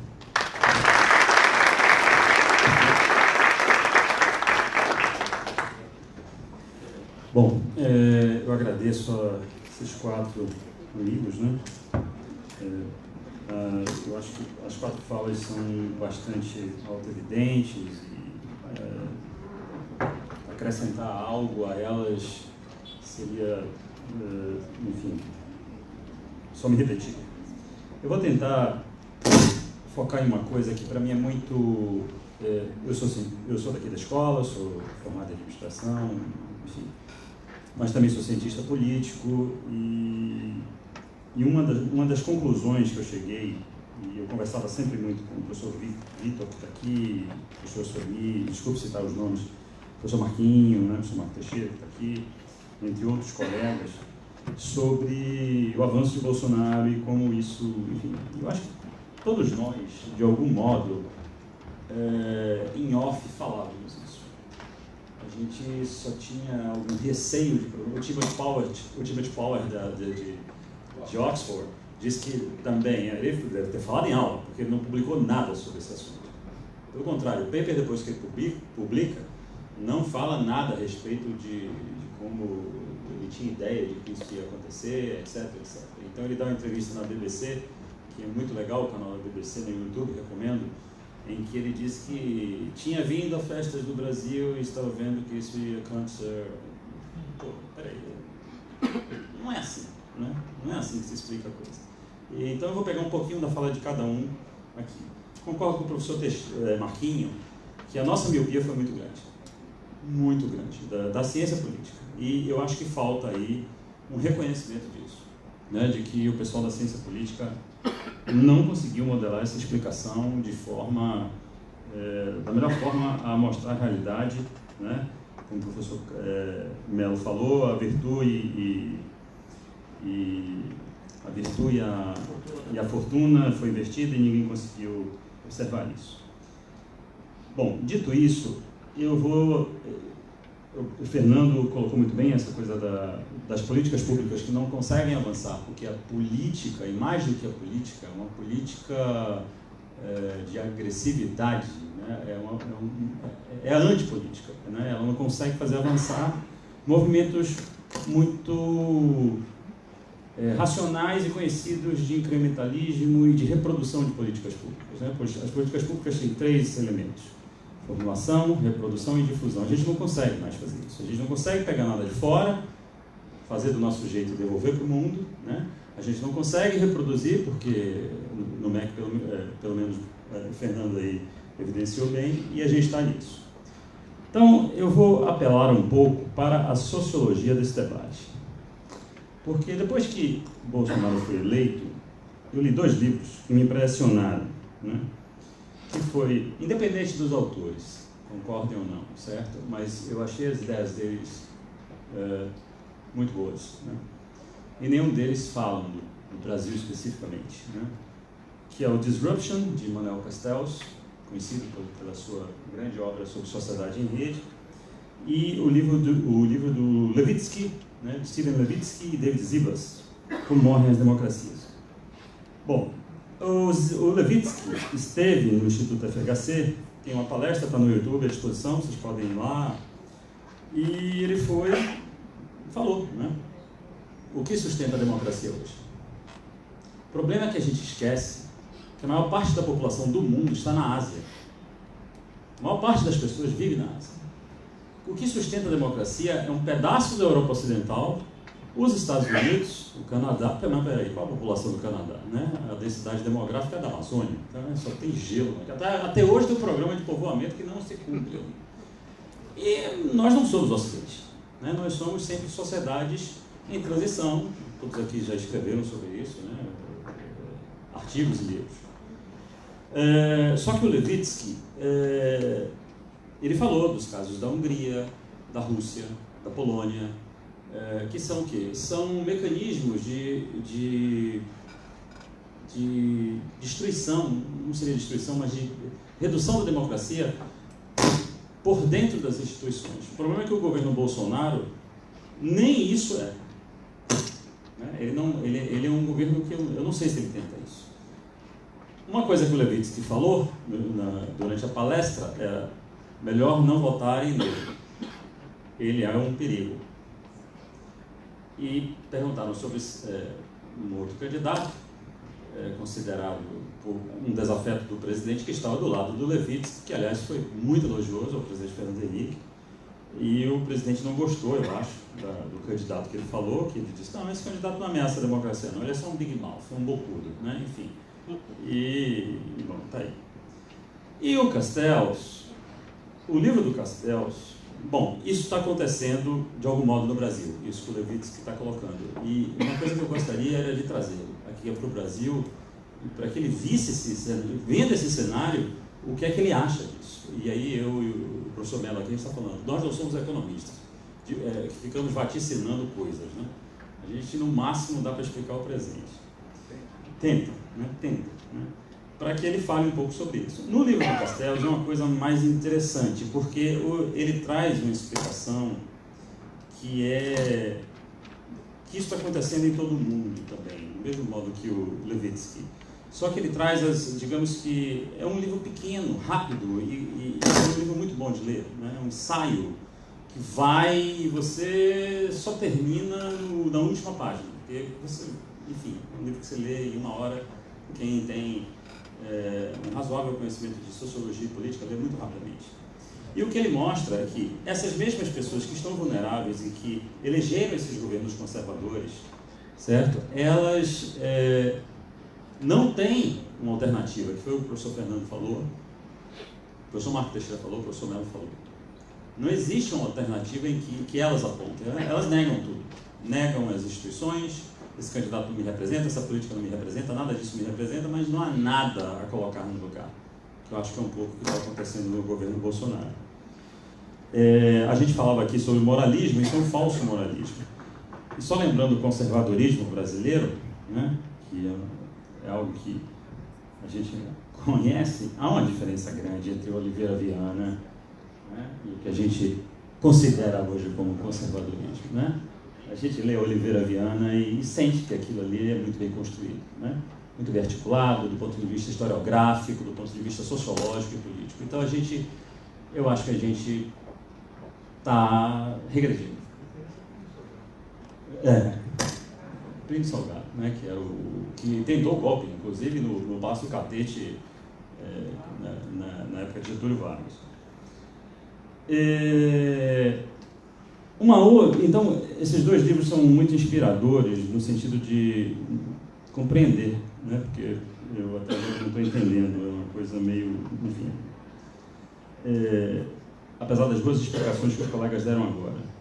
Sobre a questão público-privado, o professor Rui hoje fez uma excelente exposição aqui. O professor Rui Cunha Marques, que tem muita experiência nisso, internacional inclusive, falou público-privado, qual dos dois o melhor caminho, né? Então isso é uma coisa que quando você tem, ele estava falando de países que têm grandes alianças público-privados e onde um grande player é o Estado, porque tem pessoas muito bem preparadas, muito motivadas, remuneradas a partir de recompensas de desempenho, etc, etc. Não é o caso brasileiro. Não é o caso brasileiro, que a gente sabe muito bem, é um paraíso fiscal, né? O Brasil, ele cobra 6% na pessoa jurídica e 36% se você vai, enfim, dar todos os direitos para dentro de um fundo e tem toda uma ideia de reforma da Previdência que está sendo desnudada desde a época do presidente Temer, que não entra na história. Quantas pessoas são aposentadas de fato no Brasil? Não passam de 15 milhões. O resto é renda mínima. São benefícios de prestação continuada, são, enfim, aposentadorias rurais. Isso pode ir para outra pasta, né? Isso pode ser administrado de outro jeito, dentro de um outro fundo, com outra racionalidade, enfim. Não há uma tentativa de concatenar nada, né? O professor Abruzzo, o professor Marco, o professor Mello, o professor Sandro colocaram muito bem isso. Bom, eu acho que a gente tem que observar mais a sociedade, gente da ciência política, né? Observar mais o comportamento que as pessoas, né, os eleitores, observar o comportamento eleitoral. Eu sei que tem obras vastíssimas, eu já escrevi sobre todos esses temas, né? E perceber o que é que está ocorrendo. Eu acho que esse é o lado mais importante, talvez, desse momento e que me dá mais inspiração a compreender o caos que a gente está vivendo agora. Era esse o meu comentário e vamos passar para o público, para as perguntas. E agradeço mais uma vez aos 4 colegas aqui, amigos, certo? Graças a Deus.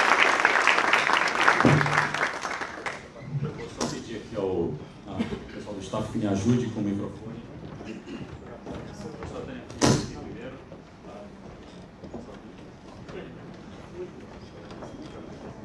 Primeiro, obrigada por esse evento. Estamos aí nos 60 anos da escola. Obrigada, Sandra. Isso justifica muita coisa na vida da gente. E aí, o seguinte, estamos nesse momento revendo a proposta de ensino da escola em todos os cursos, mas especialmente criando um bacharelado, recriando o bacharelado em administração pública, que se agrega à gestão social também dentro dessa proposta. E a pergunta que eu faria objetivamente é o seguinte: se os senhores fossem entrevistados por alguma pessoa do nosso grupo, de todos os professores que estão, né, e perguntasse assim, que competências, afinal de contas, neste caos que vocês apresentaram aqui, vocês acham que esse gestor deve ter? Uma pessoa que tenha multimobilidade, uma pessoa que vá fazer um concurso público, se houver ainda, uma pessoa que pode criar uma pequena empresa, né, uma startup, para vender serviços dentro do governo, como é a proposta do governo do Estado da Bahia. Uma pessoa que possa ir para o PNUD e ser um técnico, e que possa voltar para o setor público e possa migrar entre diferentes empregabilidades, porque me parece, um desenho possível dentro de um cenário caótico. Então, primeira pergunta: quais seriam essas competências assim essenciais, bem focais, que não poderia deixar de haver? Eu fiz entrevista com várias esferas de escalas de governo, tenho a posição de todos, estou agora integrando com a posição dos acadêmicos, o que temos que ensinar, e seria muito interessante vocês terem assim, uma resposta simples sobre isso. E segundo, apenas uma especulação, uma coisa assim, né? Um pouco... Pergunto o seguinte: isso tudo que vocês apresentaram aqui, não tem nenhuma possível teoria de conspiração? Me pergunto o seguinte: será que este caos não é assim tão bem planejado que não é nem percebido? Será que isso não é uma estratégia muito mais ampla de poder que alguém, né, está gestando e não é de agora, para que esse caos se instaure e que surja uma solução dentro dele próprio, né? Bom, só isso. Desculpa um pouquinho de teoria da conspiração para não ficar assim tão factual, né? Obrigada.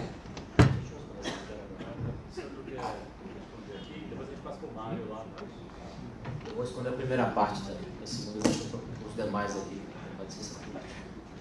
Sobre a questão do curso, competência, eu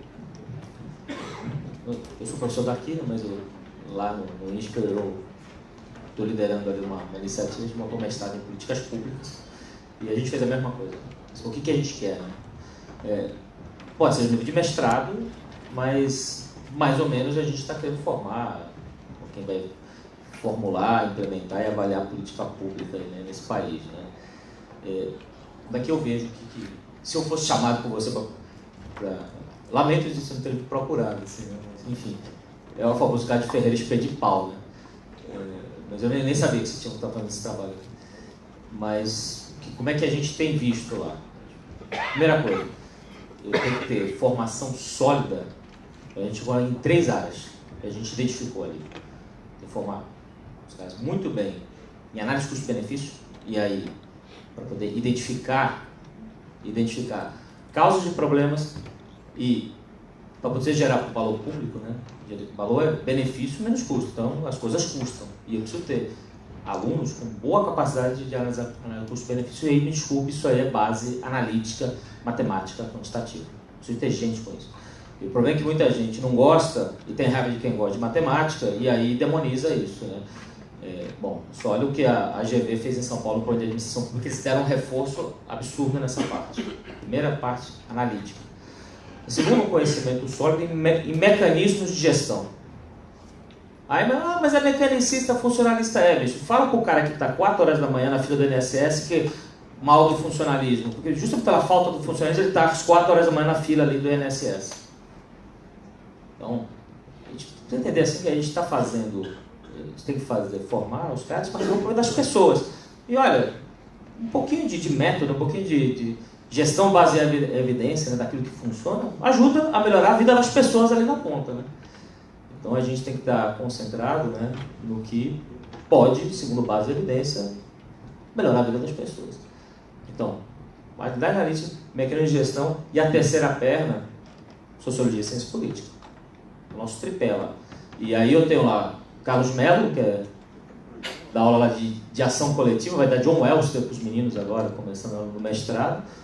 Mas tem lá Naércio Menezes, que atualmente um dos melhores econometristas brasileiros de educação, Sérgio Firpo, Ricardo Paz de Barros, Marcos Lisboa, Fernando Haddad, participar de ciência política, que a gente conseguiu para trazer nesses três pilares.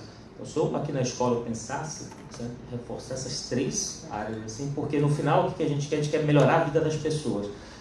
Bom, talvez seja melhorar a vida das pessoas com base em evidência seja um bom caminho aqui.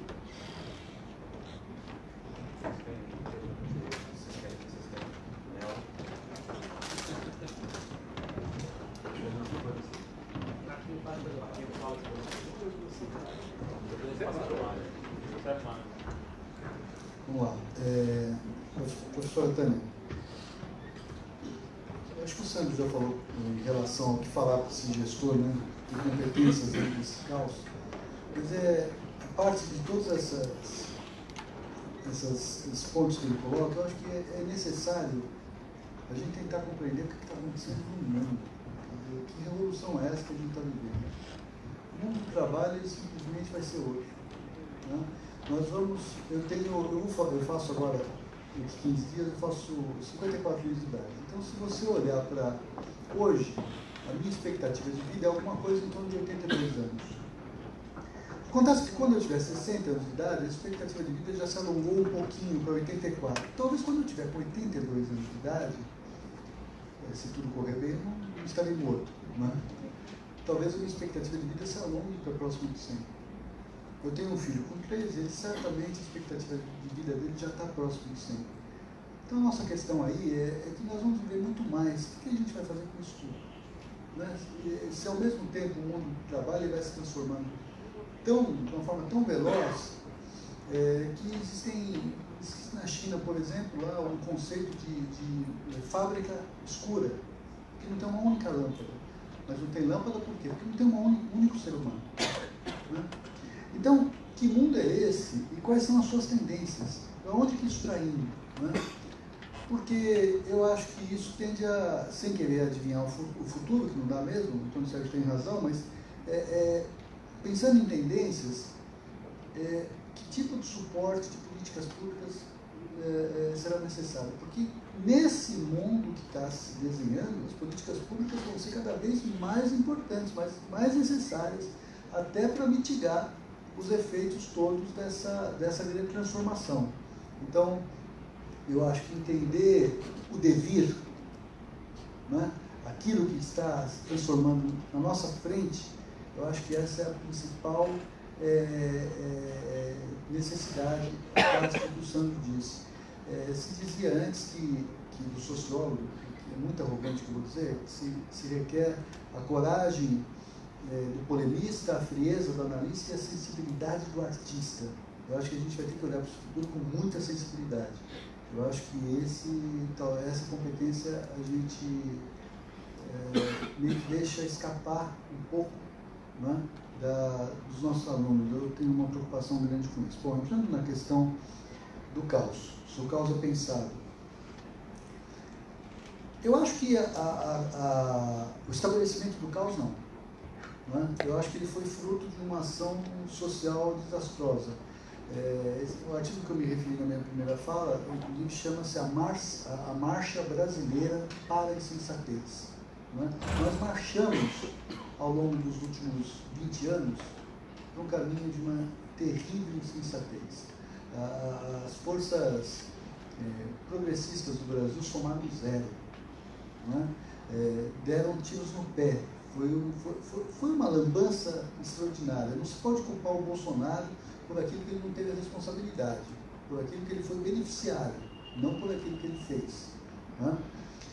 Agora, é claro que uma vez estabelecido esse caos, tem muita gente que pretende, né, que acredita ser possível aprofundá-lo. Né? dentro de uma perspectiva dessa teoria da conspiração. Tem gente, sim, que, uma vez que o caos está posto como uma janela de oportunidade, então vamos aprofundar. O Fernando foi muito feliz quando ele mostrou que essa polarização é o que alimenta o bolsonarismo.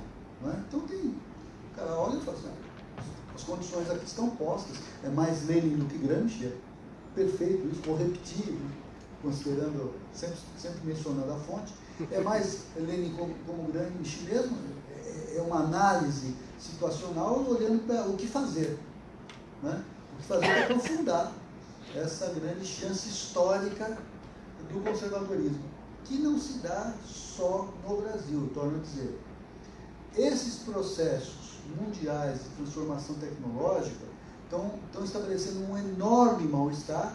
Há uma distopia em virtude disso. Essa distopia está gerando, incrivelmente, o que eu tenho chamado de uma utopia regressiva. Então, ao invés de olhar para o futuro com a perspectiva de compreendê-lo e transformá-lo, foge-se para o passado. Então, quando você vê o Donald Trump dizendo Make America Great Again, é uma utopia regressiva. Quando você vê o filho do Bolsonaro, o Eduardo, colocando o chapéuzinho Make Brasil Great Again, eu não sei como que é o Great Again, mas enfim, né? É uma utopia, no caso do Brasil, é uma utopia regressiva. Mas quando você vê também a campanha do Lula, que não foi candidato, né? Colocando, fazer o Brasil feliz de novo, também é uma volta, né? Idílica para um passado que se imagina que foi bom. Né? Ninguém está olhando para o futuro. E o grande problema é o seguinte, não se faz política sem futuro. Ainda que a gente não tenha a pretensão de descobrir, mas não se faz política sem olhar para o futuro. E eu acho que as políticas públicas elas precisam ter essa capacidade de compreender tendências, porque o futuro que vem por aí ele é transformador, revolucionário, muda o mundo do trabalho e, portanto, muda as nossas vidas, muda o tempo que nós permaneceremos vivos e, portanto, você precisa compreender para mitigar todos os efeitos que surgirão. Não sei por quanto tempo, talvez a gente consiga um equilíbrio mais na frente, mas no primeiro momento os efeitos são terríveis dessa transformação. Então, compreender essa transformação é fundamental até como combate, até como um efeito, uma resistência a quem pretende aprofundar o caos. Parece que essa sua pergunta é ótima. Eu fiquei com vontade de começar a tentar escrever alguma coisa. Muito obrigado. Boa noite a todos. Ok. Deixa eu só responder para ela, porque é uma questão muito cara para a gente nesse momento, Tânia, porque nós estamos fazendo a nossa segunda reforma curricular do curso de administração pública. Essa informação que o Sandro deu ainda é da primeira reforma curricular. E nós adotamos, Tânia, a seguinte metodologia. Né? Primeiro que o emprego do administrador público em São Paulo é muito diverso. Tá? Ele vai para governo, ele vai para consultoria, ele vai para ONG, ele vai para terceiro setor, ele empreende e ele vai trabalhar em empresa também. Tá? E frente a isso, o que nós fomos fazer? Fomos conversar com quem contrata, fomos conversar com nossos egressos, fomos conversar com nossos professores e, obviamente, fazer um grande levantamento dos cursos similares no Brasil e no mundo. Tá? E a partir disso surgiram algumas questões, e aí eu vou chegar nas competências daqui a pouco. Né? Mas a primeira, os nossos cursos são muito rígidos. Tá? Boa parte dos cursos no Brasil tem algo em torno de 80% a 90% de disciplinas obrigatórias. Enquanto no mundo a média é 40% a 50%. Tá? Então esse é um caminho que nós vamos. Por quê? Porque com essa rigidez nós estamos formando alunos muito iguais para trabalhar em mercados que são muito diferentes. E é uma das coisas que o chamado mercado nos cobra, Sandro. Por isso que na primeira reforma nós demos um reforço de métodos quantitativos e agora nós vamos dar um reforço maior ainda. Por quê? Porque uma das questões que nos cobravam era alunos que soubessem fazer bons diagnósticos e que pudessem ler a partir de dados também, a partir de números. Não apenas, obviamente, a partir de dimensões qualitativas, não é?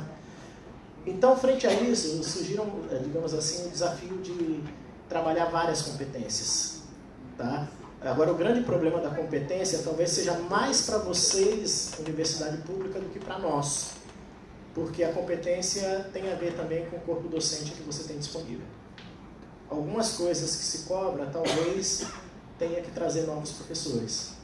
Ou talvez tenha que trocar. Por exemplo, uma das competências que nos cobraram, alunos que produzam bons diagnósticos. Quem discute teoria do diagnóstico hoje? Tá? Outra competência que aí também é algo que reúne uma formação multidisciplinar, uma boa capacidade de negociação e tomada de decisão, que são questões que a gente ensina pouco. Por quê? Porque nossos cursos são muito conteudistas e pouco experiencial. Tá? E aprendizado dessa natureza exige um recurso experiencial muito forte, que é colocar os alunos frente a desafios de negociação. E de lidar com o mundo, que é cada vez mais diverso do ponto de vista de interesses, esteja ele no governo, esteja ele do outro lado. Tá? E aí uma outra questão que também a nossa reforma deverá caminhar. Nós vamos oferecer minors. Tá? Justamente por essa diversidade de possibilidade de inserção profissional. Um dos grandes empregadores nossos, né, nós estamos hoje disputando o mercado com o curso de Relações Internacionais. São as consultorias de risco. Então, o aluno que vai para essa área precisa de um reforço de análise de conjuntura política e de macroeconomia, para eles produzirem bons diagnósticos também. Tá? Então, assim, a gente está migrando para uma competência geral, ou seja, o que é importante que todos os alunos tenham, e depois nos minors oferecer competências bem específicas. Né? Por quê? Porque com 40%, 50% de disciplinas obrigatórias, o restante do curso, quem vai escolher o aluno, para onde ele vai? E a gente vai ter que ter, obviamente, profissionais capacitados para poder, de certa forma, dar a ele esse tipo de formação. Tá? Acho que depois vale a pena a gente continuar conversando para pegar um pouco a perspectiva de vocês também, todo mundo junto. Tá?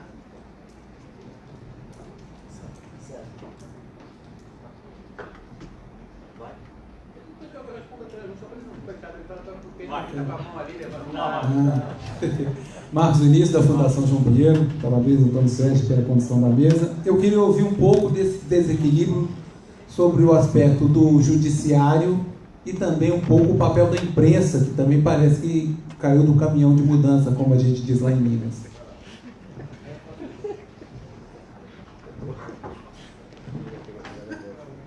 Vocês não querem que mais gente... Bom, tá bom, posso responder, vai? O Sandro me jogou para responder. Deixa eu começar com a Tânia, então, a resposta. Tem gente desses vários grupos que acredita na teoria do caos dentro do governo. Tem uma visão mais ao estilo Bannon, na verdade, que acredita que você tem que confundir para governar. Um pouco uma visão de desinstitucionalizar. Eles fazem uma revolução permanente, uma desinstitucionalização permanente. O Olavo de Carvalho tem escrito sobre isso. O problema é que essa ideia ela tem uma enorme dificuldade de se instalar se você não tiver uma trajetória do dia seguinte. A Hungria tem uma trajetória do seguinte, não é uma trajetória que eu gosto muito não, digamos assim. A Polônia tem uma trajetória do dia seguinte. O bolsonarismo não tem uma trajetória do dia seguinte. Por que provavelmente o Brasil, nessa comparação dessa, digamos, enorme número de livros sobre democracia, seja mais parecido com os Estados Unidos? Ou seja, Hungria e Polônia vêm de uma transição, digamos, dos regimes socialistas, em que a institucionalização do jogo de poderes, a institucionalização da imprensa e mesmo até da universidade foi muito menor. Veja, a Hungria, a grande universidade húngara era sustentada por um bilionário. Não estou nem chamando o Jorge Soros de comunista, como aliás eu chamar, é divertidíssimo chamar o Soros de comunista, acho sensacional essa ideia. Mas isso é um grau de institucionalização muito frágil. A Polônia fez uma reforma educacional muito importante na década passada. Fez por fora das universidades, inclusive. O grau de organização é muito mais frágil. No Brasil e nos Estados Unidos é mais complicado. Mais ainda no caso brasileiro, porque o caso brasileiro tem um paradoxo. Embora tenha um grau de organização mais parecido com os Estados Unidos, tem uma situação, digamos, de capital humano, situação econômica, em suma, de uma crise social que vem crescente muito maior. Uma coisa é você ser o Trump depois do Obama, outra coisa é ser o Bolsonaro depois do Temer. É isso que precisa ser explicado para as pessoas, porque você chega depois do Obama, não se esqueça, ele comprou as ações da General Motors, estatizou a General Motors, vocês esquecem disso. Você fala isso para os ortodoxos, ficam loucos, mas ele fez isso. O que ele fez ao final é que os Estados Unidos estavam numa trajetória ascendente de crescimento econômico. É isso que é 2016. Nós não estamos nisso. Nossa situação de emprego é uma situação pior do que do PIB. Porque por uma série de razões o desalento cresceu gigantescamente. Então isso para mudar vai demorar 3 anos. Qual perspectiva otimista? Então assim, embora tenha gente que acredita na teoria do caos, o universo, a fortuna que, se para a eleição a fortuna foi muito boa, para governar a fortuna é muito ruim para o bolsonarismo. Esse é o paradoxo. E a virtude dele se casou com a fortuna da eleição.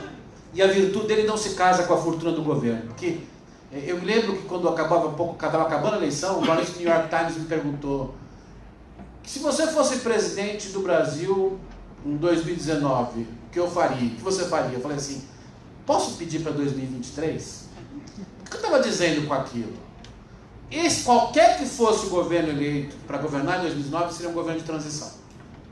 No sentido que você vai ter que fazer uma série de reformas e mudanças no país e que os resultados vão demorar um pouco mais. Isso não casa com a perspectiva revolucionária do bolsonarismo. Não casa com a perspectiva de desinstitucionalizar. Não casa com a perspectiva de matar o tigre com uma bala só. O bolsonarismo é parecido com o Collor nesse sentido. Então, embora tenha gente que acredite no caos, o problema é que a fortuna que se apresenta ao Bolsonaro não cabe na teoria do Bannon. É isso. E aí, portanto, vai piorar antes de melhorar o Brasil. É isso que eu tenho que dizer como voto de esperança. Ou seja, eles vão bater mais cabeças ainda antes de tentar encontrar algum eixo, se é que serão eles que vão encontrar o eixo. Vão fazer algumas coisas muito duras, que se fossem outros que fossem eleitos, fariam, incluindo o Fernando. Desculpe dizer isso. Eu acho que tem muita gente hoje, mais à esquerda, rindo, dizendo: ainda bem que eles fizeram. A piada de um amigo meu, Gilberto Carvalho, assessor do Lula, é o seguinte: impeachment só depois da reforma da Previdência que começar discutindo isso. Ótima piada do Gilberto, que é um bom cara bem humorado. Assim, esse contexto, na verdade, portanto, a teoria conspiratória não, porque assim, no fim responder isso, não cabe porque os conspiradores não casam com a fortuna que lhes foi dada. A não ser que eles virassem completamente Lenin. Mas Lenin, a melhor visão de Lenin foi quando eu estava na faculdade e teve uma assembleia estudantil, tinha um aluno intercambista da Alemanha Oriental, cara. E aí o pessoal falando da revolução, tal, os caras levam assim: vocês querem fazer a revolução? Vocês estão dispostos a ficar 10 dias sem comer, a dormir em barracas, a matar e morrer? Aí os alunos um olham para a cara do outro, você sabe que eu vou ver. E aí ficou aquele silêncio. O Bolsonaro está disposto a isso? Não está, nem as Forças Armadas. Portanto, é um leninismo sem a coragem do leninismo. É mais louco ainda. Então eu acho que assim, não é conspiração, é confusão que nos espera. Por isso que a palavra que o Sandro usou, eu acho que assim, o que mais marcaria, assim, fale uma palavra só que marca nosso contexto para frente sem fazer previsões: imprevisibilidade. O grau de imprevisibilidade do atual período é muito maior do que nós tivemos nos últimos 30 anos. É isso. Então não é conspiração, é confusão. E precisamos saber como vamos sair dessa confusão, né? Eu acho que esse é o problema. E aí vou à pergunta. Diz assim, eu acho que no caso da Suprema Corte, Nós temos 11 ministros, provavelmente nós temos 11 STFs. Bom que se explique isso aos que vão às ruas. Porque há dias que eles elogiam Barroso, que foi contra a corrupção, é amigo do Sérgio Moro, e é mesmo amigo. Mas no dia seguinte o Barroso está tentando aprovar a mudança em relação à descriminalização das drogas, ao aborto. Com qual Barroso as ruas vai ficar? E os 11 ministros não é que são contraditórios, eles têm ideias que nesse mundo polarizado não cabem. O presidente pediu um ministro evangélico. Alguns dos ministros que mais apanham na corte são os mais carolas, incluindo Lewandowski. Então, assim, essas coisas não casam. E o Supremo vai, digamos, na descoordenação de ter 11 Supremos, algumas coisas eles têm de consensos, mais do que executivo, que é autoproteção, a proteção das liberdades básicas e, em alguma medida, garantir que existam veto players no sistema. Como vai se realizar o veto player? I have no idea. Mas tem que ter a ideia de ter um veto player. Isso eles vão falar. Por isso que a ideia do Toffoli de pacto é apenas para ver se o Bolsonaro... A ideia de pacto do Toffoli é para ver se o Bolsonaro tem juízo. Não é para fazer o pacto. Assim, acabou a eleição... outro dia o sensacionalista fez uma manchete ótima, né? Brasil entra no livro dos recordes como a eleição mais longa do mundo. O presidente não acabou a eleição. Então, assim, acabou a eleição, existe o governo, vamos trabalhar. Isso é pacto, no sentido, presidente, tira a bermuda, fica de bermuda no palácio e camisa do Brasil falsa. Não, mais segundo a matéria da época, a vestimenta mais comum é camisa do Brasil falsa e bermuda. O cara precisa... Ele sai, assim, atravessou a Praça dos Três Poderes para abraçar a Praça é Nossa. Quer dizer assim, convenhamos que o pacto é o juízo. Então o Supremo vai garantir minimamente a ideia de que existem veto players no sistema. E a imprensa também é heterogênea. Também briga entre ela. Uma correção, a camisa do Palmeiras. Não, ele gosta mais da seleção, não sei porquê. E a seleção não é o Palmeiras, na verdade. Ele está tá pedindo Dudu da seleção. Saiu o Neymar, entra o Dudu, né? Cai um e cai outro. Mas a imprensa é heterogênea é o seguinte, com todas as loucuras e dificuldades. Há uma célebre frase do meu antigo editor que dizia, parafraseando Bismarck, se o povo soubesse como as leis e salsichas de jornais são feitos, não os consumiria. Mas a ideia do veto players é muito importante para a imprensa também. Porque a imprensa está sendo atacada não é pelo Bolsonaro, é pela uma enorme e disruptiva revolução tecnológica. É isso que está mudando a imprensa no mundo. E sabe como é que a imprensa começou a vender?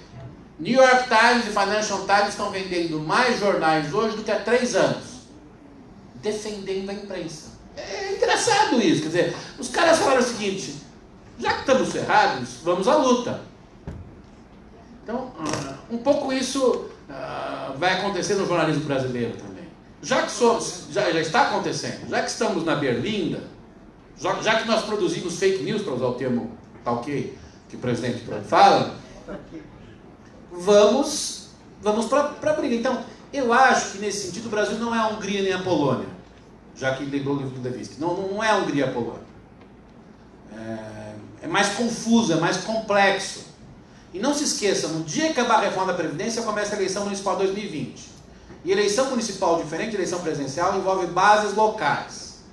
Quero ver como é que o bolsonarismo tão bem organizado e harmônico do PSL vai se organizar para isso. No Nordeste, então, é uma sova. Então, assim, é muito mais confuso e complicado o cenário, e eu acho que a pergunta-chave, no fundo, é quando o termômetro do efeito das políticas públicas, que são políticas econômicas, todas as políticas públicas, economia é política econômica, política pública, quando é que o efeito das políticas públicas vai soar o alarme vermelho para o governo Bolsonaro? Eu não sei a data, eu sei o problema. Quem prevê 2 números depois da vírgula é economista. Eu não sei a data, mas eu acho que esse é o ponto. E os atores sociais estão torcendo para que não seja logo, por incrível que pareça. Logo estou assim, né? Torcendo para ser amanhã, eles não vão torcer nisso. Nem o PT está torcendo para isso. Porque o país está muito desgastado com tanta desinstitucionalização recente. Mas isto vai bater na porta do presidente. Acho que há mais probabilidade de ele ser um lame duck por bastante tempo do que um impeachment imediato. Acho que é mais probabilidade e o Congresso está mostrando isso.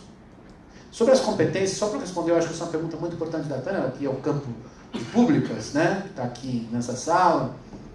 Acho que o Sandro, o Marquinhos falaram várias coisas importantes. Eu queria trocar 3 coisas. Eu lá, que comecei lá, sei lá quando foi o ano da primeira reforma, na primeira ainda, né, 2011, né. Primeiro, ninguém sabe o futuro das profissões por completo. A gente fica calculando como é que vai ser, fica formando. A palavra profissionalização, ela é equivocada nesse sentido. O que a gente sabe, no fundo, é quais os problemas serão relevantes. Acho que esse é o ponto central. E aí, concordo, o Carlão falou um pouco sobre isso, os problemas públicos vão se tornar mais relevantes. Eu estou indo lá para Boston, o que os caras estão formando de undergrad próximo das nossas áreas? Pensar cidades inteligentes. Isso é uma coisa interessantíssima. Em que lugar da profissão isso cabe? I have no idea, ninguém sabe. Então eu acho que primeiro pensar quais são os problemas relevantes. Segundo, na linha do que o Sandro e o Marquinhos falam, pensar em competências múltiplas, competências analíticas, competências relacionais. Isso é mais importante. O Brasil é muito disciplinar. É a velha tradição francesa que nem na França mais se adota do jeito que adota no Brasil. Então faz pensar mais em competências. E terceiro, eu acho que quando você está chamando alguém para pensar em administração pública, assim, você tem que ter um certo, como que eu posso dizer, uma certa mentalidade sobre o que você quer da vida. Isto é, se você quer optar para fazer um curso de administração pública, você quer mudar o mundo, você quer melhorar o mundo. A gente fala isso, o Marquinhos sabe, há 10 anos no programa, assim, a gente quer alunos que querem liderar a transformação. Se você não quer liderar a transformação, faça outro curso. A piada que a gente fazia, vá para a economia, do lado. Mas a piada era só para sacanagem. Mas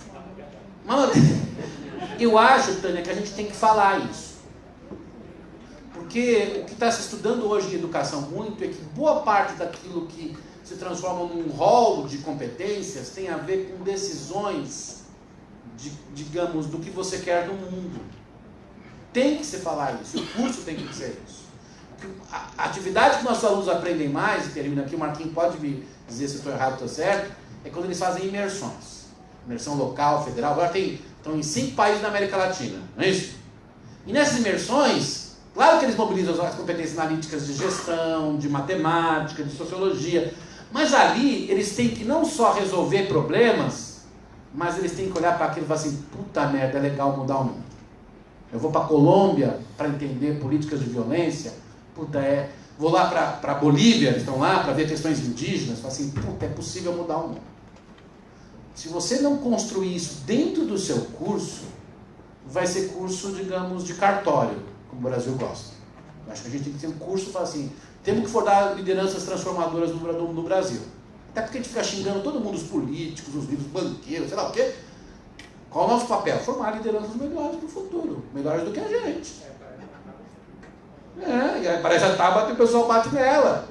Acho que tem que ser por essa linha. O professor Melo vai colocar e a gente vai fechar, gente, porque o horário já está meio extenso, certo? No momento que eu vou observar, aqui é a pergunta do... Depois o professor Melo, o professor Tá Marco, vendo? Não se cumpre acordo nesse país.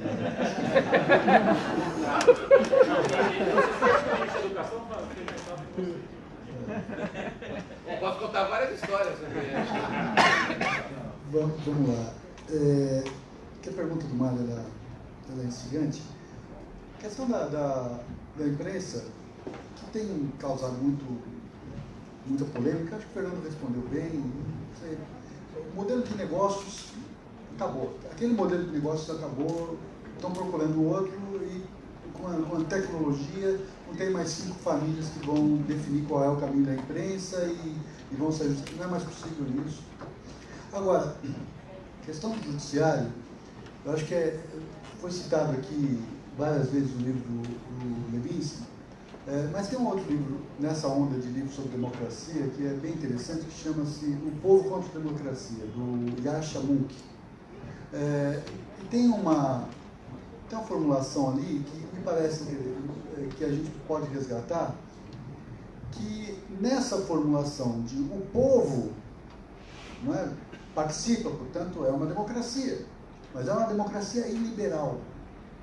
Não é? E aí, setores de qualificação técnica, não é? Como as agências de regulação, o Banco Central, o Judiciário, eles vão assumindo tarefas políticas, substituindo a política, para o que eles não têm mandato para isso. Não é? Mas a bronca, a raiva é tão grande em relação aos políticos, e até justificadamente, na maioria dos casos, que o que as pessoas começam a querer é um corpo técnico, qualificado, que vá lá e resolva de acordo com a melhor técnica possível. Esse discurso está muito forte no Brasil. Então, no caso do Judiciário, independente das omissões todas do Legislativo ao longo de anos, começa não querendo votar a questão homoafetiva, a questão do aborto e tudo mais, então vão remetendo isso para o Judiciário, também tem esse processo que tem estado no mundo, que é o esvaziamento da política e esses corpos todos assumindo esse papel. Veja, isso é um problema muito sério, é um risco muito grande. As pessoas podem gostar ou não gostar do presidente Fernando Henrique, mas o Fernando Henrique é um sujeito que a gente tem que reconhecer que é um sujeito de muito boa formação e um sociólogo competente. Ele se remete a Weber para a questão do risco da dominação burocrática. Não é? Aliás, tem um texto fundamental do Weber, que é Parlamentarismo e Governo numa Alemanha Reconstruída, e ele vai dizer o seguinte: o legado do Bismarck é essa burocracia terrível que leva a Alemanha para 2 guerras. O medo do Weber, e o que a gente pode colocar aqui, é que essa força burocrática ela só é destruída pelo carisma. Né? O Weber aponta que a Alemanha correria riscos muito grandes de surgir um César, e de fato surgiu 15 anos depois, para destruir aquela burocracia e se estabelecer de uma outra forma. O Fernando Henrique, numa entrevista recente, aponta também essa possibilidade, esse risco. Claro que ele sinaliza para isso com o Luciano Huck. Né? Aí a teoria entra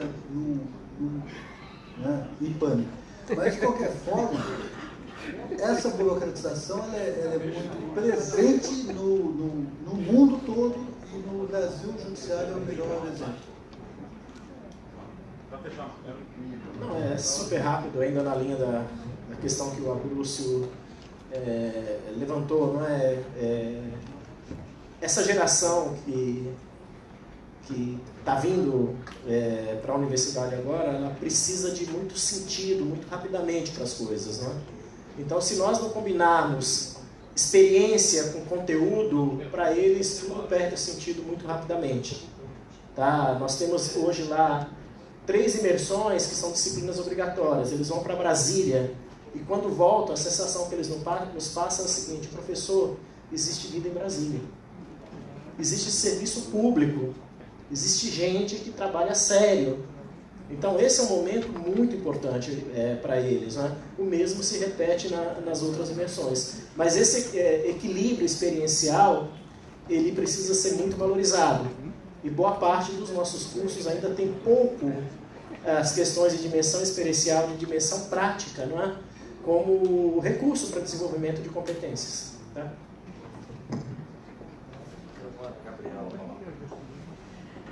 Obrigada, professores, por essa brilhante composição de mesa, e dou como encerrado o primeiro dia do 6º Encontro Brasileiro de Administração Pública. Esperamos todos vocês amanhã.